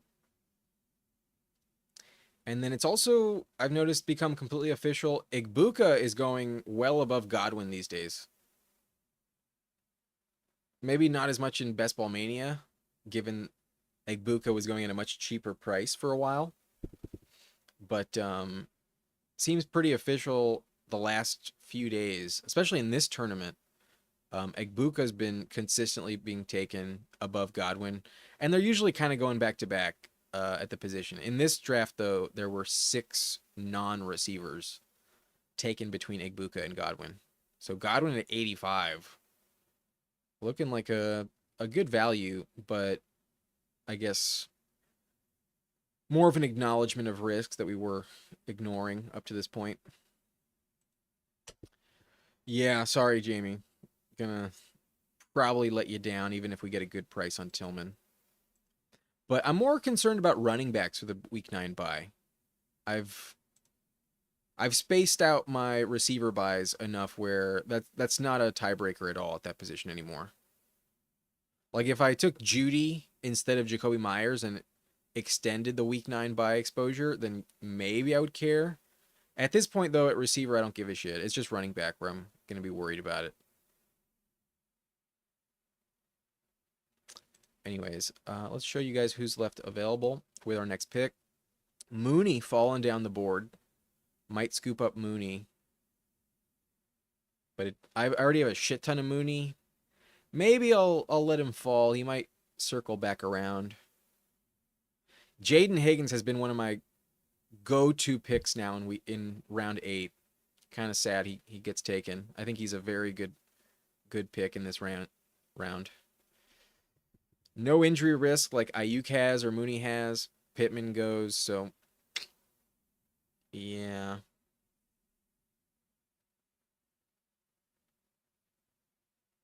I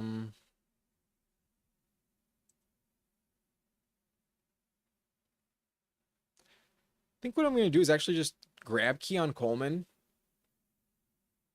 because I don't really see a massive gap in these players now.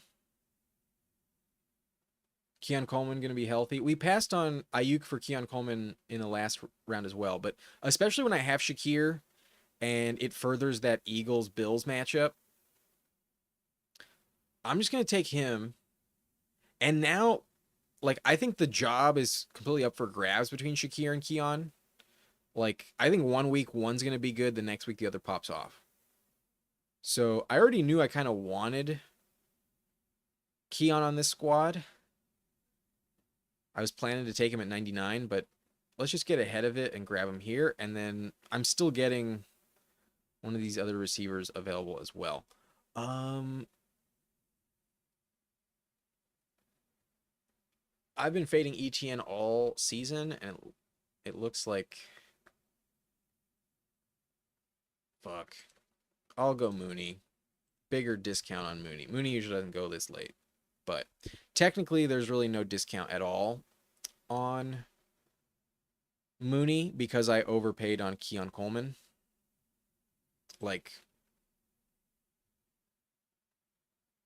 what would make this team more unique is if I got another round 9 pick to pair with Keon. But instead, Mooney usually goes round 8.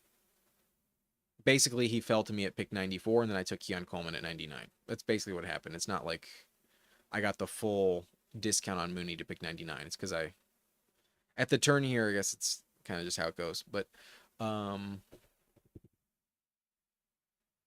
receiver is definitely a much stronger unit than it was on the last team we drafted. The last team we drafted, instead of Shakir and Darnell Mooney, we were looking at DeAndre Swift and Shaheed, I think. I'm forgetting already. How did that last draft go?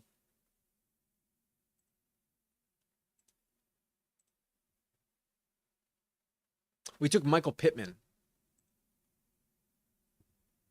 So instead of Shakir and Darnell Mooney, would you rather have DeAndre Swift and Michael Pittman on this team, knowing that we started off Saquon Barkley, Bucky Irving, Devontae Adams, Jalen Hurts, Devontae Smith, Jacoby Myers, and Shakir, Keon Coleman, Darnell Mooney? But that is a big difference between being at pick 2 versus pick 3. At pick 2, you can grab DeAndre Swift. At pick 3, he doesn't fall back around to you at 75. Shamrock's in here. What up, my man?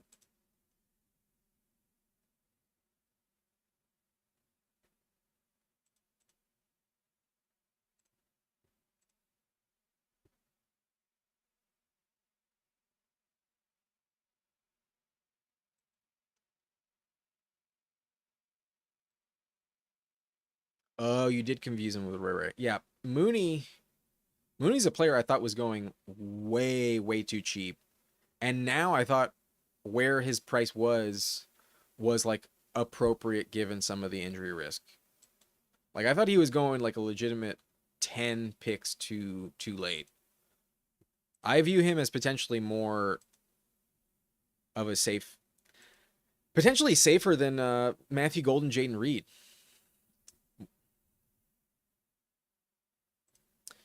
Now with the injury concern, I don't know if I'd say that, but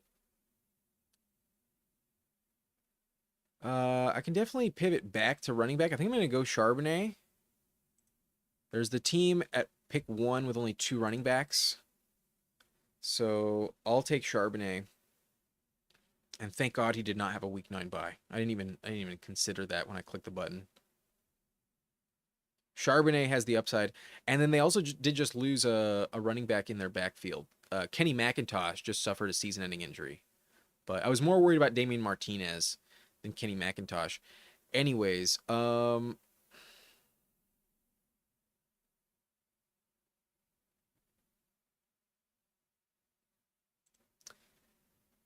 think I'm going to go Tyler Warren, but I'm really tempted to go Tyjae Spears as well. We just took Charbonnet, and I'm trying to make this team different than the one I just drafted beforehand. It's a different tournament, so it doesn't really matter if it's different or not, but those are the 2 people I'm really considering there. But we don't have a tight end. We may not get Goddard to fall to us, and I think Tyler Warren's a really valuable guy where he's going. So I remember on the last team, we opted for Evan Ingram at that turn, and we got a big discount on Evan Ingram. That did not happen here. We got a discount on Charbonnet instead.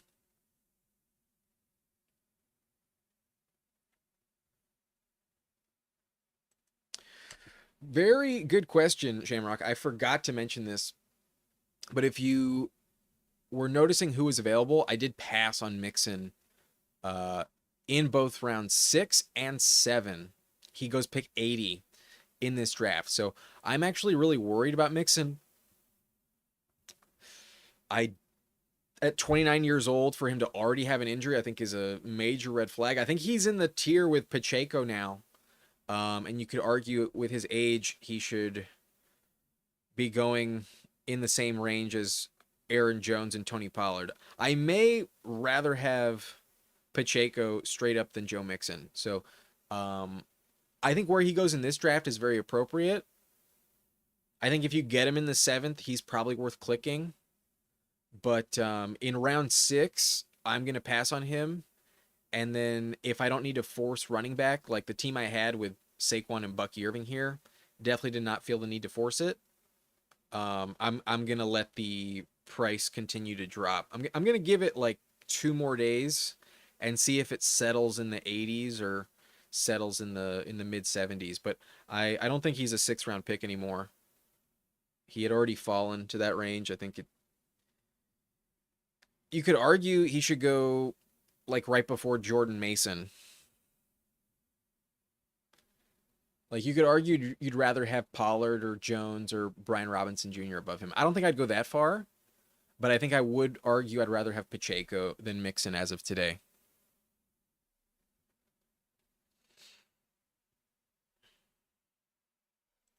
Jamie really lobbying for Roshan Johnson. We'll see, man. We'll see how this thing works out.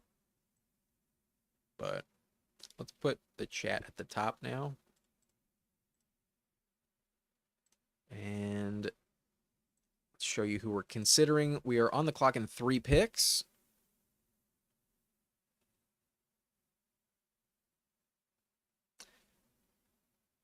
And we are at pick 3. So worth considering the turn, as always, when this happens. The team after us has 0 tight ends. The team at 1 has 2.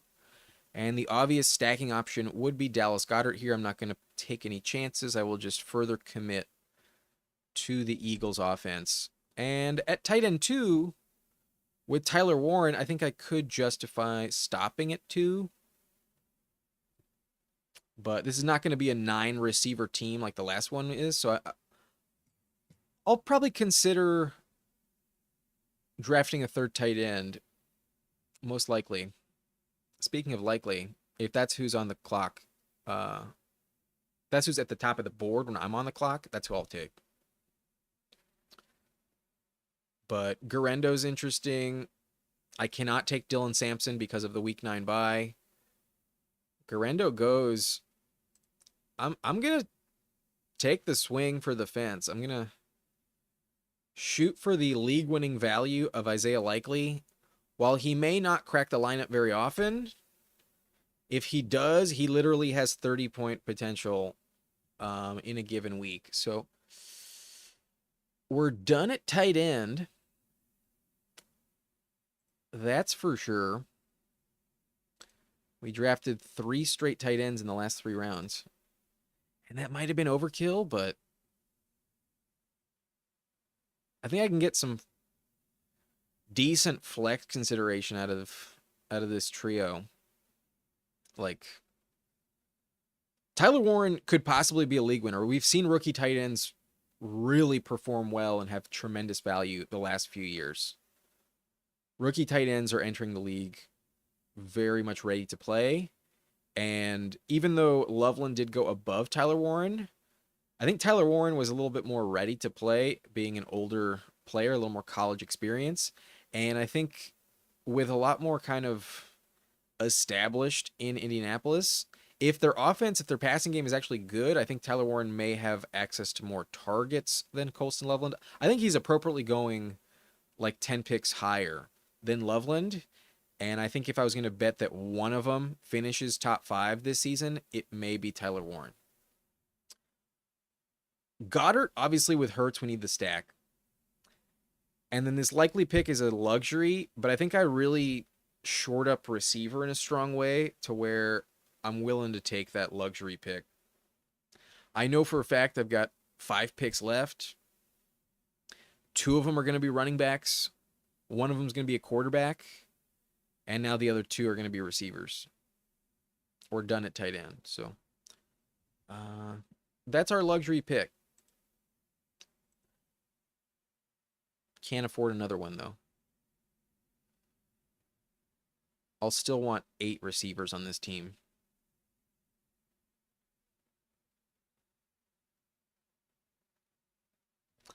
And then, given we're in a week 9 bye situation, let's take a quick, brief look at the week 9 schedule.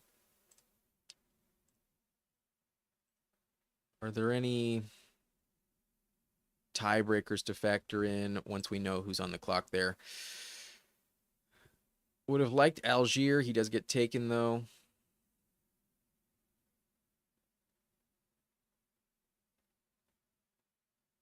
I can't take Jerome Ford because of a week 9 bye. We could consider Jaden Blue at the top of ADP, but not dying to do it. He is falling, though.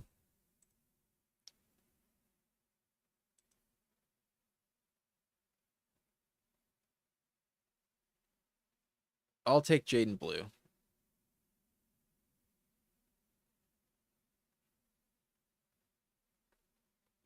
But Geno Smith is off the board, so no stacking option with Jacoby Myers. Our other stacking options would be Stafford off the board, Penix definitely off the board, and then Allen was off the board way too early. So quarterback in this draft has dried up. But am I going to panic? No.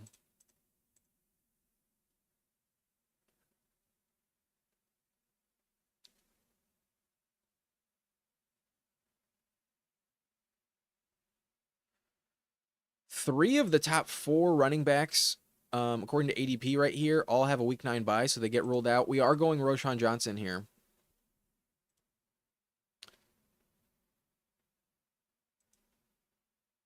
We are going Roschon Johnson, Jamie. So now we're at above 11% exposure on Roschon Johnson.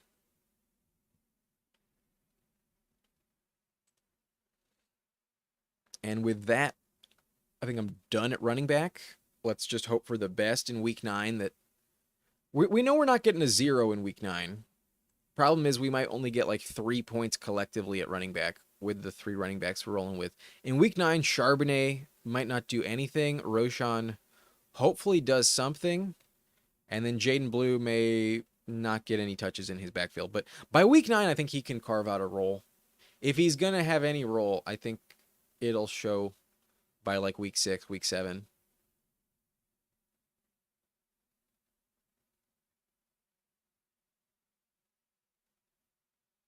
That is the last week before his bye. I wish it was the first week after his bye. Like if Jaden Blue had a week 8 bye, I think that would really work out for me well in terms of timing correlation. After the bye, you'd expect Jaden Blue to maybe has a few more touches than before.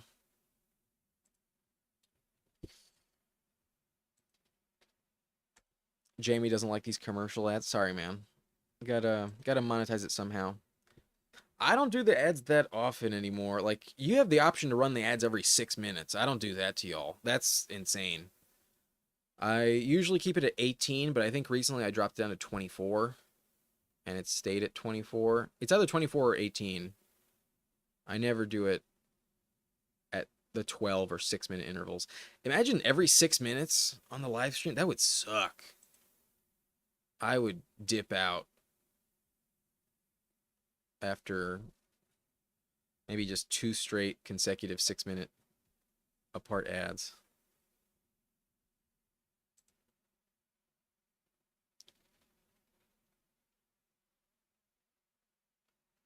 Jamie, I think you're behind the live. What you can do is you can speed it up. Anyways, I will take Daniel Jones here. I do have Tyler Warren. Give me Daniel Jones. I'm a bit more of a believer in Daniel Jones than Anthony Richardson. Granted, they might just both suck. Possible they both are terrible. Like this year, teams are going to be tanking for Arch Manning. The Colts had Peyton Manning. You don't think that's in the back of their mind? Hey, let's just bring in Daniel Jones and go like 3-14, and hopefully, just like the Titans last year, lock up that number 1 pick. You know, like Richardson is not good.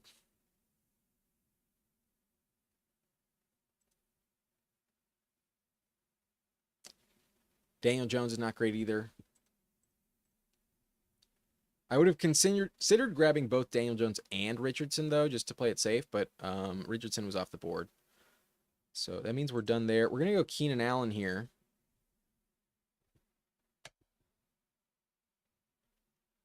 Round 17, Keenan Allen. Give it a week. If Keenan Allen does sign, I could see this price never being seen again.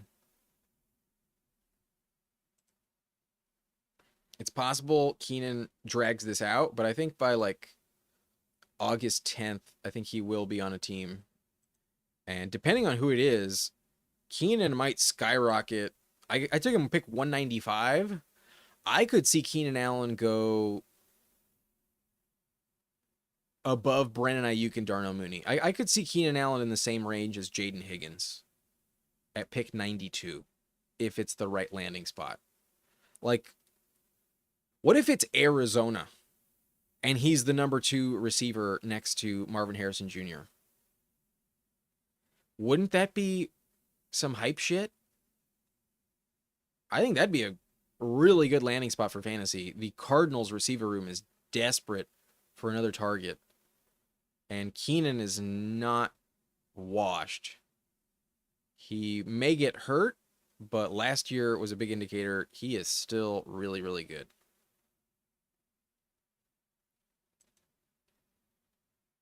Yeah, especially if you want to join for this next draft, Jamie. But at 50 seconds, I think you'll catch up by the time this is over. I think you'll be live with me. I will do one more. I mentioned this would need to take until 10:15 for me to be like, nah, and this draft is moving quickly. So I'll do one more, and then that'll be the last draft of the stream.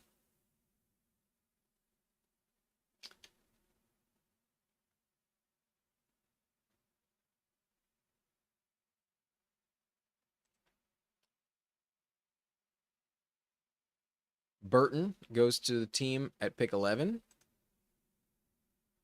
Giga Chad 007.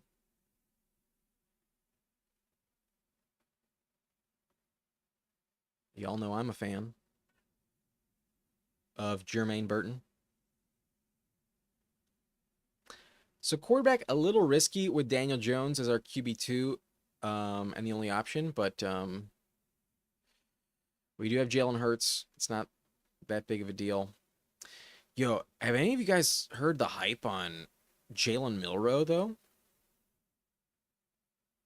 Apparently, Jalen Milroe is killing it at camp. It's only been like a week, but supposedly Jalen Milroe is probably going to be a fan favorite if he already is not. Anyways, I need receiver on this team, I think. We'll put Yoshivis at the top of the queue, but should I go Jalen Milroe? Let's do it. Let's do it. Our only other quarterback is Daniel Jones. F it. He's got so much rushing value, too. Like, if Milroe is live to be the quarterback in Seattle, he's a league winner. That is a league-winning pick. Because Jalen Milroe, how many yards did he run for last year? Was it like 800? Might have been over 1,000. No, it was 726. 726.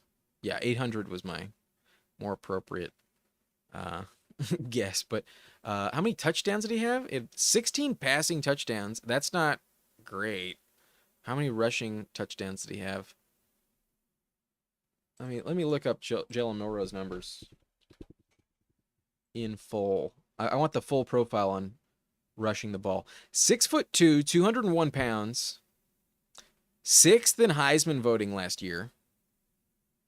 Played all 4 years at Alabama. Not like an elite thrower of the football by any means. Like this would be terrible news for JSN if he's the quarterback. I mean, maybe not JSN, but like Cooper Kupp would be trash if Milroe was the quarterback. I would hate to have Cooper Kupp and get stuck with Milroe. However, the rushing yards are what I care about. Yeah, this is the number that I remember being insane. So these are the rushing yards for Jalen Milroe last year. 168 attempts for 726 yards. Not amazing efficiency. 4.3 yards per carry for a quarterback is kind of low. But 20 rushing touchdowns. That's insane. 16 passing touchdowns and 20 rushing touchdowns? Yo, this would be a league-winning quarterback in round 18 if he plays even just like half the season. But the last time we saw the Seahawks draft a quarterback in round 3, it was Russell Wilson. And if you recall, in his rookie season, he beat out Matt Flynn, a quarterback they also signed in free agency at like a ludicrous number. And he never got the ball. He never had any snaps because the backup was just so much better. So Jalen Milroe with 4.51 speed at quarterback. This is a $3 buy-in. And our only other quarterbacks other than Jalen Hurts are Daniel Jones. I mentioned maybe I couldn't afford another luxury pick, but I feel like I got enough good receivers to where I could fill that out. Yeah, I see him at this point in time as like maybe more valuable than Anthony Richardson. You know? Because his offense is really up for grabs as well. I might be totally wrong, but like imagine if he keeps up this steam and in the preseason, Jalen Milroe fucking steals the job. Or like last year, Darnold never, had his shot because JJ McCarthy got hurt. What if Darnold gets hurt? I'm really interested in Milroe. Have been for a while, but based off of how last week went for him, worth keeping an eye on. But this team is definitely a bit riskier with only 7 receivers. But if Keenan works out, I think it's going to be good. Receiver, we got Adams, Devontae Smith, Jacoby Myers, Khalil Shakir, Keon Coleman, Darnell Mooney, Keenan Allen. Tight end, we're pretty loaded with Tyler Warren, Dallas Goedert, Isaiah Likely. Quarterback now, we're really still just trusting Hurts, but tremendous upside with Jones and Milrow. And then running back, Saquon and Bucky, Zach Charbonnet, Jaden Blue, Roshan Johnson. I think the team is pretty interesting. May have gotten a little too risky, though, at the end there. Let's do our last draft. It is 10:15, and I mentioned we will do a fourth. We are hopping into... Oh, how many entries are in the mini golden left? Mini golden still has 200 spots, basically, just under 200. It is at 98.3%. If you want to hop into your mini golden, a single entry tournament for $2, now's the time, but just remember it is winner take all. If you do not win 20K, you will never see that $2 back. You will never see it. It's basically a waste of $2. I did do one, though. I was willing to waste $2, so if you want to do that, go ahead. But Jamie says, fun fact on Milrow, accuracy is inconsistent, but so is Josh Allen, especially short and intermediate. His deeper passes are actually more accurate, more than Josh Allen. Yeah, I have no concern for his passing numbers this year. I'm really only concerned with the rushing value. If he does anything as a rusher, and gets like 11 plus starts, that's what's going to open us up to those elite fantasy games. But enough talk on Jalen Milrow. Let's move off of Jalen Milrow. Let's do our Pomeranian 20-second pick clock. If you want to join with me, I'll give you a few seconds to get ready. 3, 2, 1. Go ahead and click the button now. Hop into the Pomeranian draft 20-second pick clock, and so will I. And hopefully the delay works out. 9 spots left. I think it will. I think we'll be paired up, most likely. All right. 9 spots. Down to 6. 6 people.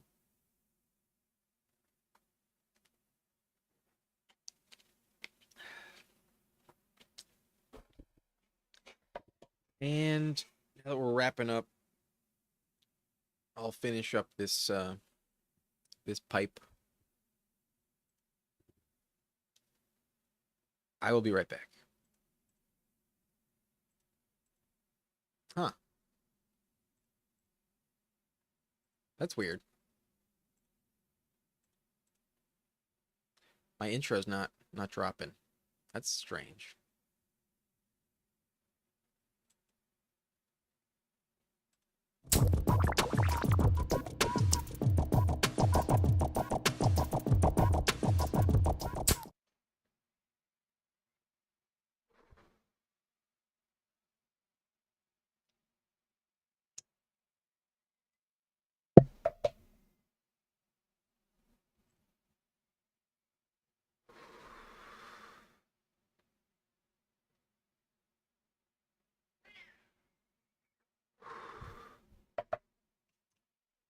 Cobra says got to be in sync conscience this draft. Bye.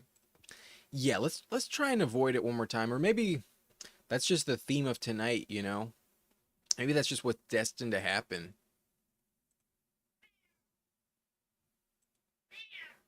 Jamie has confidence in us. Says we're gonna win one of these tournaments. I believe it. Shamrock believes it as well. One of these tournaments will go down eventually. Got to have some confidence. I'm really happy some of the teams we drafted tonight are in Best Ball Mania as well. I thought we did really well in Best Ball Mania tonight. That's where you could have a life-changing tournament win. If I win Best Ball Mania, you may never see me again. If I win $2 million, even with the taxes you have to pay, I'll probably still do YouTube content, but for a fact I'm hiring an editor after that point. Oh my God, I can't wait for the day I can hire an editor. That's the day you'll know I've made it mentally. If I could take that burden off of my back, there would be so much more content on this channel. I'm going to be completely honest with you. That is the main reason why I've almost strictly done live streams this summer. But I told myself once I hit August, I got no more excuses. So I've been trying to edit a little bit more in July, ramp up, but fuck, the editing kills me sometimes.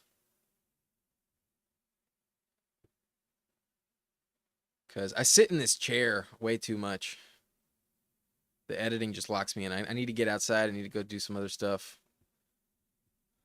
I also drive Uber sometimes and sitting in that chair for a long time. That fucking whew, not healthy.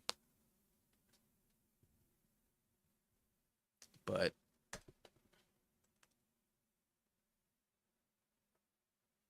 I do love making this content, so not going to complain too much. Very appreciative of everyone who watches and gives me the motivation to keep going.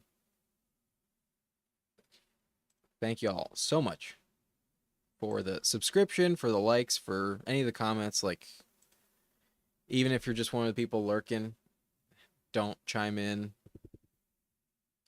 Don't worry at all. There's nothing wrong with that. Appreciate the eyeballs. Anyways, here we are at the turn. Top of ADP is Amon-Ra St. Brown.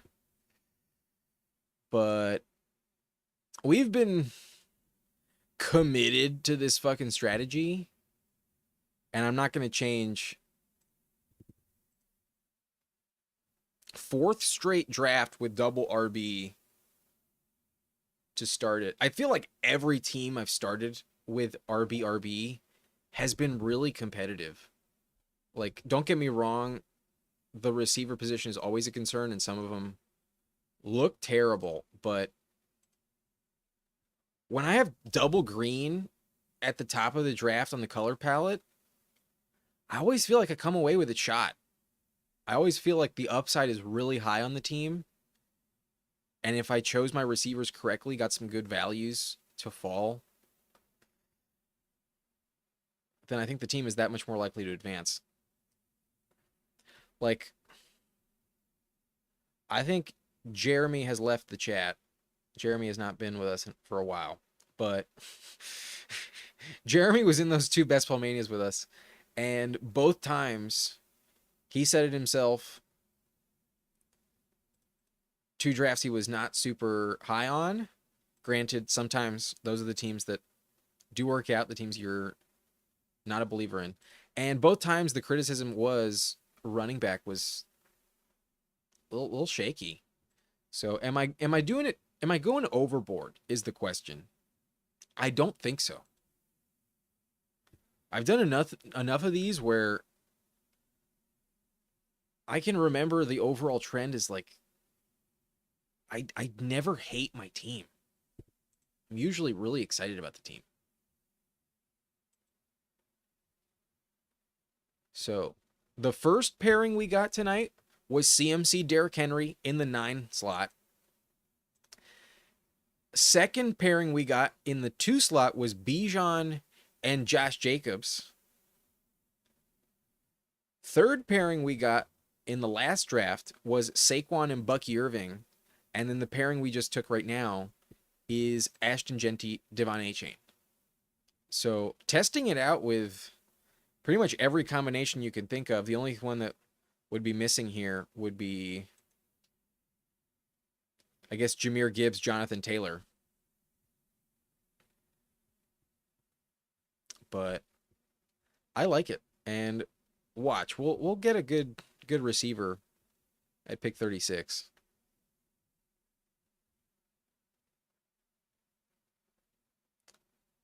But Jamie's saying because there's so many wide receiver values because of scarcity. Feels like the running back gets scarce very quickly. Yeah, that's what I'm saying, man. Honestly, if Hampton is available at 36, because I haven't seen him go this late in a while, I might even take Hampton with this pick. He goes 33. So MTRX saving me from myself. Jamie likes the 8 slot in this draft. They go Puka, London. They just took Worthy. I would have gone Hampton if I was that team. But anytime you can start Puka, London, that's going to feel really, really nice.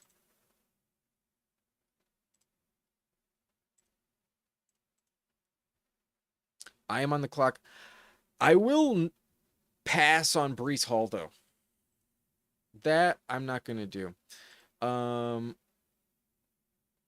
and then because I do feel... Nah. Let's go Kittle there. And then because I'm going to go Kittle, I'm not going to take Jaden Daniels.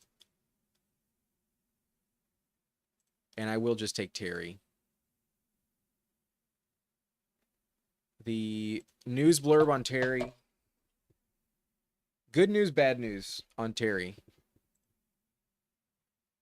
16 hours ago, via RotoWire, ends holdout but has ankle injury. McLaurin was removed from the reserve did not report list and placed on the active pup list Sunday. The Washington Post reports McLaurin has ended his contract holdout despite failing to secure a new deal from the Commanders. He will report after having missed 4 days of training camp, though McLaurin won't immediately be ready to take the practice field due to an ankle injury. The star wide receiver is still seeking a new contract as he heads into the final season of a 3-year, $68 million extension. Here we go. So, yeah. Happy to see he's back at camp. That's excellent. Not so happy to see him have an ankle injury. That's not great. But he's one of the most consistent receivers you can find. 4 straight seasons with all 17 games played. So this would be the first season in 5 years if he does miss a game. 5 straight years with 1,000+ yards.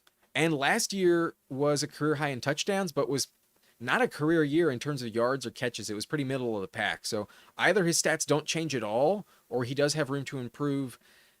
Deebo Samuel is a factor that, hasn't been there before. A legit wide receiver too, but a player that often gets hurt. I still think Terry's a safe pick. In the 4th round, I'll scoop him up. And although some might argue the right move there would have been to pair him up with Jaden Daniels, we went with elite quarterback twice in the last 2 rounds with Jalen Hurts. I wanna mix things up a little bit, and I did take George Kittle. I'm not gonna pass on a receiver at that turn if I'm gonna take George Kittle. So it was between Kittle and Jaden Daniels, and then definitely Terry McLaurin. I do have him ranked above the rest of the receivers available. Cobra, I would argue that seeing other teams with also running back does kind of help you. In this team, there's 2, but what I would have loved to see is if before I was on the clock there at the turn, both Kyron and Brees had already been taken. Like, I would prefer if there was a bit of an extra run at the position early on, so that by the end of the 3rd round, especially with the pick I had at 12, that perhaps I would have gotten a falling receiver value. But it'll fix itself over the course of this draft. In general, being able to pass on running back as we get later becomes a luxury. There's usually some really good values at every other position. And we know for a fact I'm like boxed into receiver right now. So that's definitely a hope I have, that we see a lot of green with these next 4 picks. Like, this team has no running backs. They go RJ Harvey. Glad to see that. Kamara off the board. Beautiful. Big game. Jamie. He goes receiver with Waddle. So don't get to pair up Waddle with A-Chain. That would have been cool. But we do have Kittle. So Jawan Jennings, I think, is in contention for this pick for sure. And then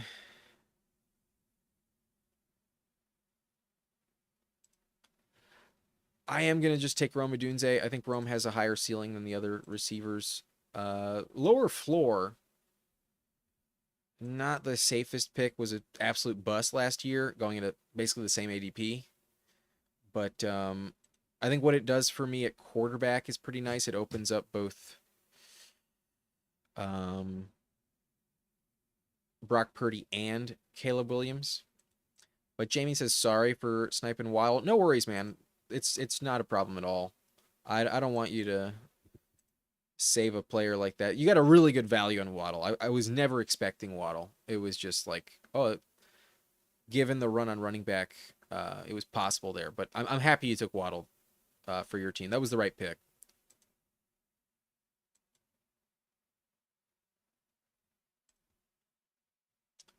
But as expected, that run on running back continues.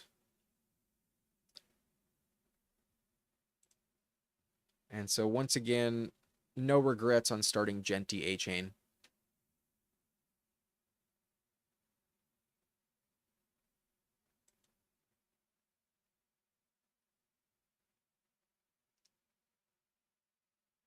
I guess with the fourth straight draft doing this, I guess it's official. The elite double RB start is probably my favorite. At least one in the first two rounds, I think, puts you in a really good position. Going with a more balanced start, receiver and running back in whatever order you prefer, is possibly safer, but we also didn't get like a single pick that was not at like the bookend. Like, I'm at pick 12 right now. I had 2 and 3, and then our first draft was at pick 9. So the closest I was to the middle of the board was the 9 pick, and I probably would have gone receiver there had CMC not fallen. I think being at the turn, especially early on, running back feels more appropriate.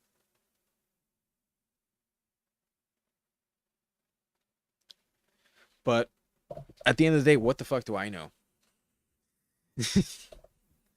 I've never won a major tournament on here, so I'm hoping for the best. I'm just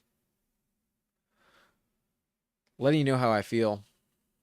I could be dead wrong, though.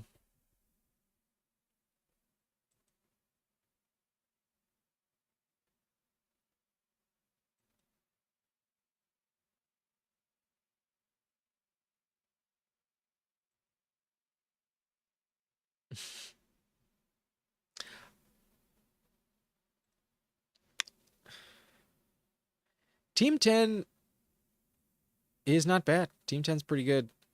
The Joe Burrow selection,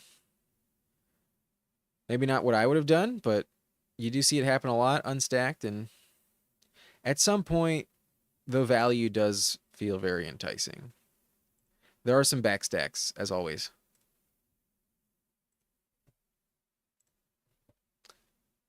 But at the top of ADP right now, we have Igbuka, Tony Pollard, Josh Downs. And I would really love to see some more green come off the board. Downs gets taken. This team has only 2 receivers. I think they grab Igbuka. That's a bummer. Right at the end of the tier break. That's unfortunate. But at least being at the beginning of round 8 means I can take who I really covet in Jaden Higgins. And if we start off Terry, Juwan Jennings, Rome Odunze, Jaden Higgins, is that good enough to stop? I don't know if it is. I'll just take Pittman then. Play it safe. Not exciting, but we don't draft a single running back in the first 3 rounds. So at picks 4, 5, 6, 7, and 8, let's make it all orange. And let whatever quarterback value falls to us the next turn decide our fate. We might get really lucky and Brock Purdy makes it there. I really doubt it. These days, I almost never see that work out with Purdy at the end of round 8. At the end of round 9, I should say. Don't see Purdy in the 10th anymore. Used to happen, very unlikely to happen. There's the team with CMC who can always take him. That team does have Jalen Hurts, though, so maybe they pass. There is also the team with Ricky Pearsall. Where is the team with Pearsall? Sticky Ricky in the 6 slot to the team with Jaden Daniels. So that team with Hurts also goes Baker for the double elite QB. The team with Jaden Daniels only has Aaron Jones at running back, so desperation might kick in. There's also the team with Ayuk, and then there's just the general vibe that Brock Purdy's a good pick, and let's just take him because he's valuable. So I wouldn't expect Purdy at 108. If he does fall, I think that's the obvious selection when I have Juwan Jennings and George Kittle. But a man can hope. Shamrock asking, how long have I played best ball? I think this is year 3 playing best ball.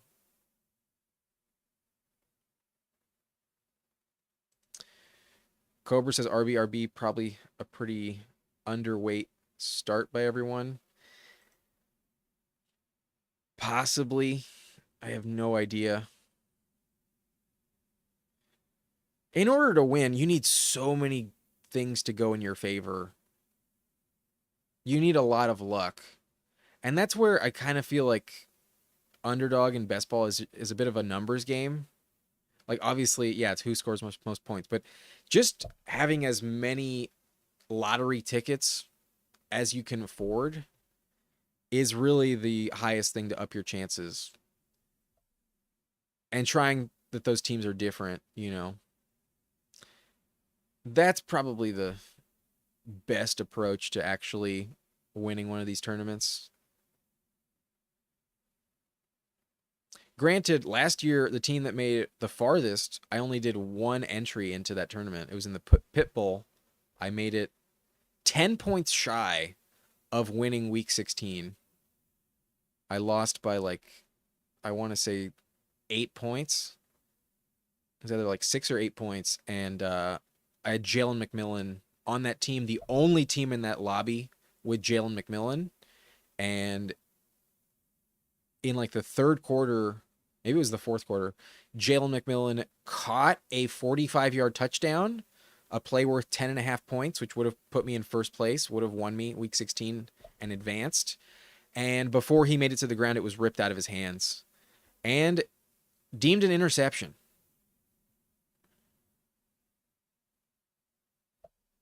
Literally, like, the margin for error is so thin in these tournaments.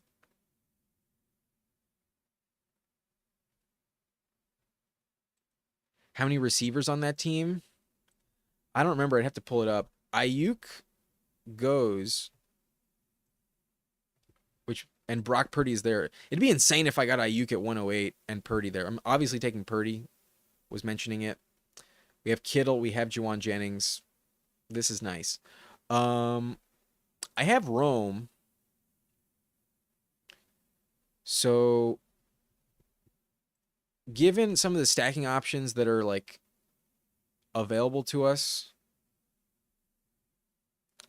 I think it would behoove me to grab Caleb Williams. And now I'm just like locked in to that Week 17 matchup on Sunday Night Football between the Niners and Bears. That game doesn't feel like it's going to have much defense in the first place. We got Ben Johnson against Kyle Shanahan for the second year in a row in primetime Week 17. Last year, that game was a fucking shootout. Granted, it was the Lions versus Niners, but both games are going to be played in San Francisco, so weather not a factor. Primetime element, as the season is kind of on the line at that point in the year. That's also huge. That game should be a fucking shootout. So if we make it, that'll be fantastic.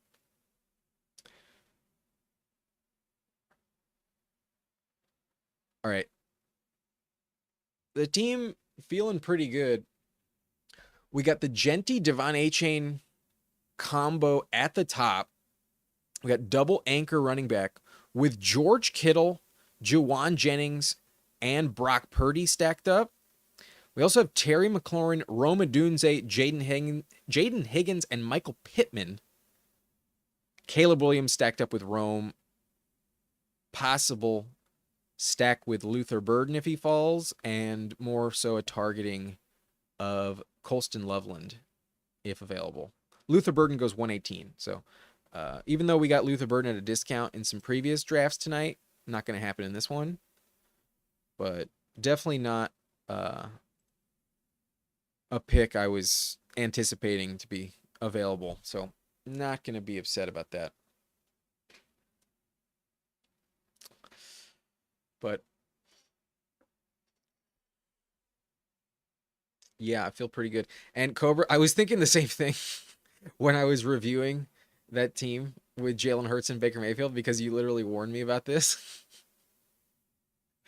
And especially when you take a quarterback in round 4 and 8 to like come to the sad conclusion that you have to still draft a third because of the bye in week 9 that they both have. It's so deflating. It's so sad. Shamrock asking how many receivers on that team. Like I mentioned, I don't totally remember. I think I had 8. I think 8 was my most common approach going in last year. Jacobs was like the RB1 that was carrying me. I had some crazy pop-off weeks from guys like Tyjae Spears and Jerome Ford in the playoffs. I think I had Gus Edwards on that team, I think. I also had Cordero Patterson in round 18 on that team. That shit was crazy. Cordy P caught a touchdown, but it was like his only play of the game. And I was like, am I actually going to advance a team in the fucking pit bull with Cordero Patterson? But he finished with like 9 points, so it wasn't enough to matter. But that team was fucking crazy. I had Laporta, I had JMO, and I had Goff as my quarterback. I was rolling with the Niners, the Lion stack, excuse me. Yeah, that Lion stack carried me, and I was a dropped pass by Jalen McMillan from advancing. If I had advanced in the Pit Bull to week 17, I would have won. I think the prize for week 16 was $500 if you advanced. And then obviously you had a shot to take home like 20K or maybe 40K. Pit Bull might have a big prize though. It might be 100K. I'm grabbing Loveland to pair with Kittle and Caleb Williams. Those are going to be my quarterback and tight end. That's stacked up. And then at this point, I should probably get back into the running back pool before it's too late. Kind of tempting to go Quentin Johnston, but I think at running back, the best pick on the board is Ray Davis. So we're going to increase our chances of a restraining order from Ray Davis with this pick. But I definitely need another running back. When I only have Genty and A-Chain at this point, it's round 12. I might need 6, given every running back we have access to is a backup or a third stringer. So we have the 12 slot in this team. A reminder of how this draft went. We go Genty, Devon A-Chain, George Kittle, Terry McLaurin, Jawan Jennings, Rome Odunze, Jaden Higgins, Michael Pittman Jr., quarterback is Brock Purdy, Caleb Williams. I think I'm going to stop at 2. And then our tight end 2 is Loveland. To pair with Kittle, I think I'm going to stop at 2 tight ends as well. So the rest of this draft is just running back and wide receiver. Wide receiver, running back. We have 1, 2, 3, 4, 5, 6 rounds left. And I'm probably taking 3 of each. I think a 2-6-8-2 build on this one would make a lot of sense. But I might consider 5 running backs and 9 receivers, but I think that's a little overkill. If we had taken Travion Henderson instead of Rome on this team, then I would say it's only going to be a 5 running back team. But I'm actually really happy I went with Rome instead. Given how the Caleb Williams, Colston Loveland situation shook out.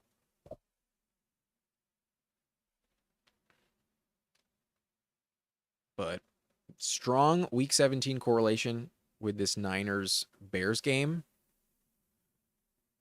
And then assuming our running backs stay healthy, we have access to multiple top 5 running backs this year. If Genty is really as advertised, that should be good. But both of them also have like a really good matchup in the final week. Like even though A-Chain goes up against the Bucks, who have one of the best run defenses in the NFL, he's a heavy pass catcher, and that game's probably going to be high scoring. It's in Miami. Weather's not a problem. You know, Baker is going to put up some points against the Dolphins defense. So even if it's garbage time, A-Chain should really get some heavy usage, assuming he's healthy. That game should be really good. And then Genty plays against the Giants in week 17. And although their defensive line looks like a gauntlet this year, it's more about rushing the passer than I think it is stopping the run. So I would expect the Raiders win that game. And Genty has a very good stat line in week 17. But Cobra says I'm sharing Ray's toothbrush now. Basically, I told you I'm moving in. You think I'm going to pack a toothbrush if I can live with Ray Davis and maybe use his toothbrush?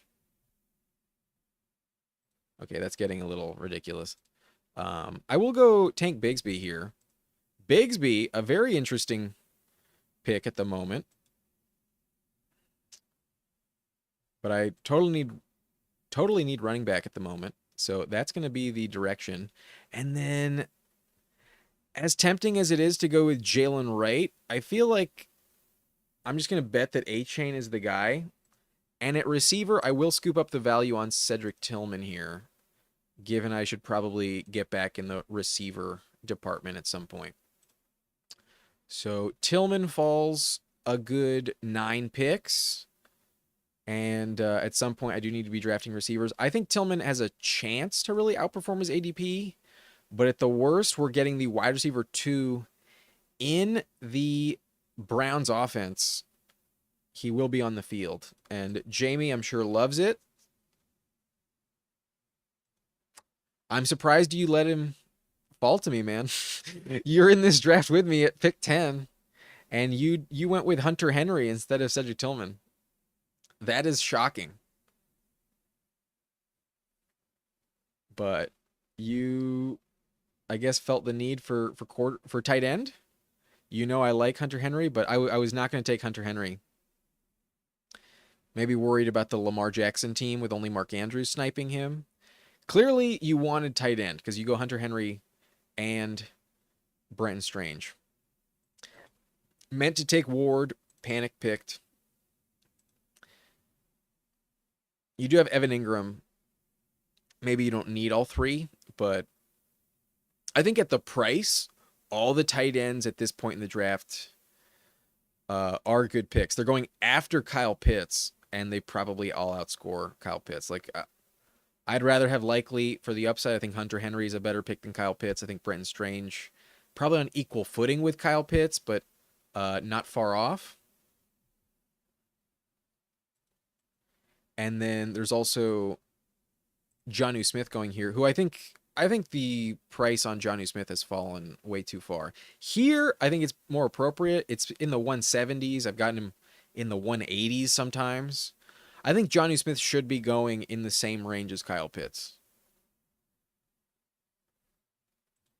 Jamie was going to wait for Gesicki next round. Oh, yeah, you have Joe Burrow. Yeah, that is unfortunate, my man. Shocked you did not take Tillman.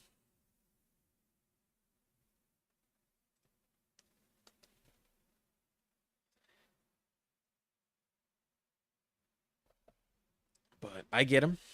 Happy to have Tillman.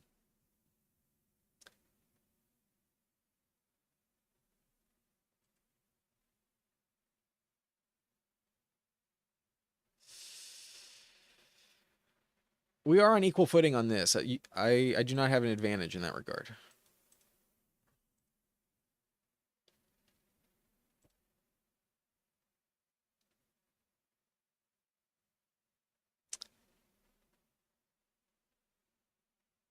One thing that's nice about this team, the bye week exposure is very spread out. That's not even worth mentioning at this point. So we are not held back from any picks due to bye weeks. That was a big factor in the last draft and the one before.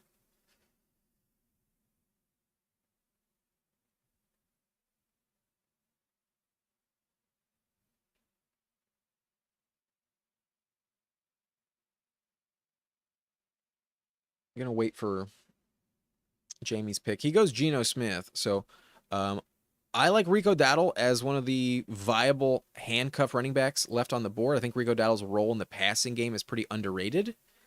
And that's going to be my fifth running back. I feel comfortable with him as my fifth guy. If he does get the job, we saw last year he has a really high ceiling, tremendous potential to pop. He can handle the volume. So I'm willing to take it. And then I will go Jalen McMillan here. I think in terms of upside, McMillan is one of the most talented receivers that we've at least gotten some production out of. We know what to expect. And with the recent news on Chris Godwin and just the fact that Mike Evans is 32 years old, I still think McMillan's going to have a role. He has a very good chemistry already established with Baker Mayfield. Like I mentioned, he had a touchdown ripped out of his hands. It was going to be his second touchdown of the game in week 17. Baker likes to push it down the field, and I think he kind of trusts McMillan. We know Godwin's going to miss time. He may not be the same when he returns. He might miss time again. Godwin could get injured once more. And then Mike Evans is 32 years old this season.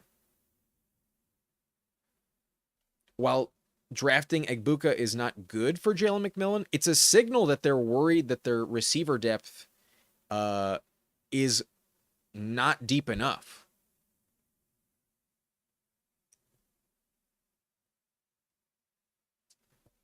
I think McMillan has some legit value going this late, even unstacked. But one of the main reasons why he gets taken is to stack up with Baker Mayfield super late. Like you're either taking Kate Otten or Jalen McMillan. Sometimes you take both, and that usually only happens if you miss out on a stacking option sooner. Like the team with Baker did not have Mike Evans, did not have Chris Godwin, didn't even have Egbuka. So really a strange pick by Team 7 to go Baker Mayfield when they already have Jalen Hurts. Um, and then they do take Nick Chubb, which I understand. Nick Chubb a valuable player right now, but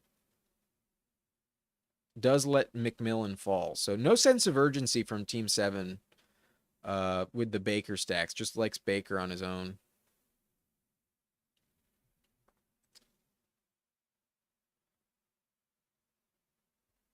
Jamie likes Rico, but missed out on Ward, so went with Geno Smith at quarterback instead.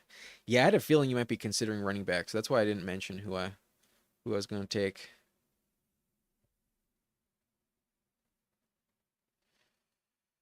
Rather bizarre.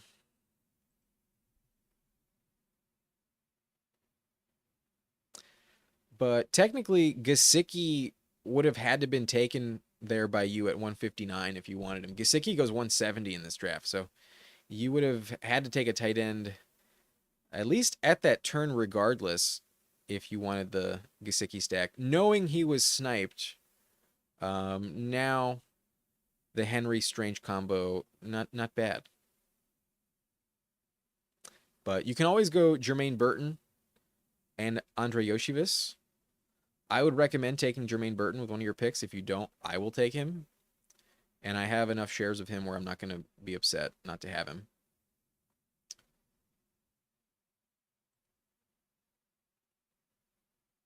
You go Yoshivas.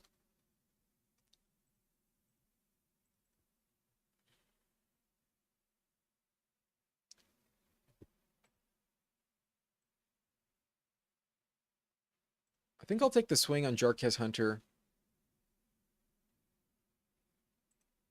Kind of like Ja'Cory Krosky Merritt. There's also Woody Marks as a factor, but I'll go Jarquez Hunter. And then with my second pick, we need a receiver.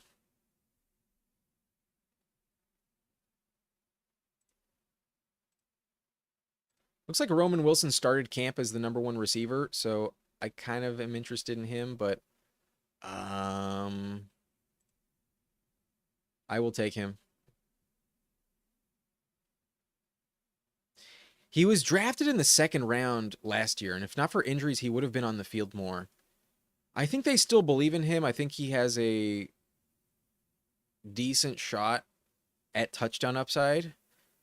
I think he's more talented than Calvin Austin, and he's less drafted than Calvin Austin. So I might be overreacting to just week 1 of training camp, but if Roman Wilson starts out as the top guy, until that changes, I'll be drafting him above of Calvin Austin because I do think there is value at that position.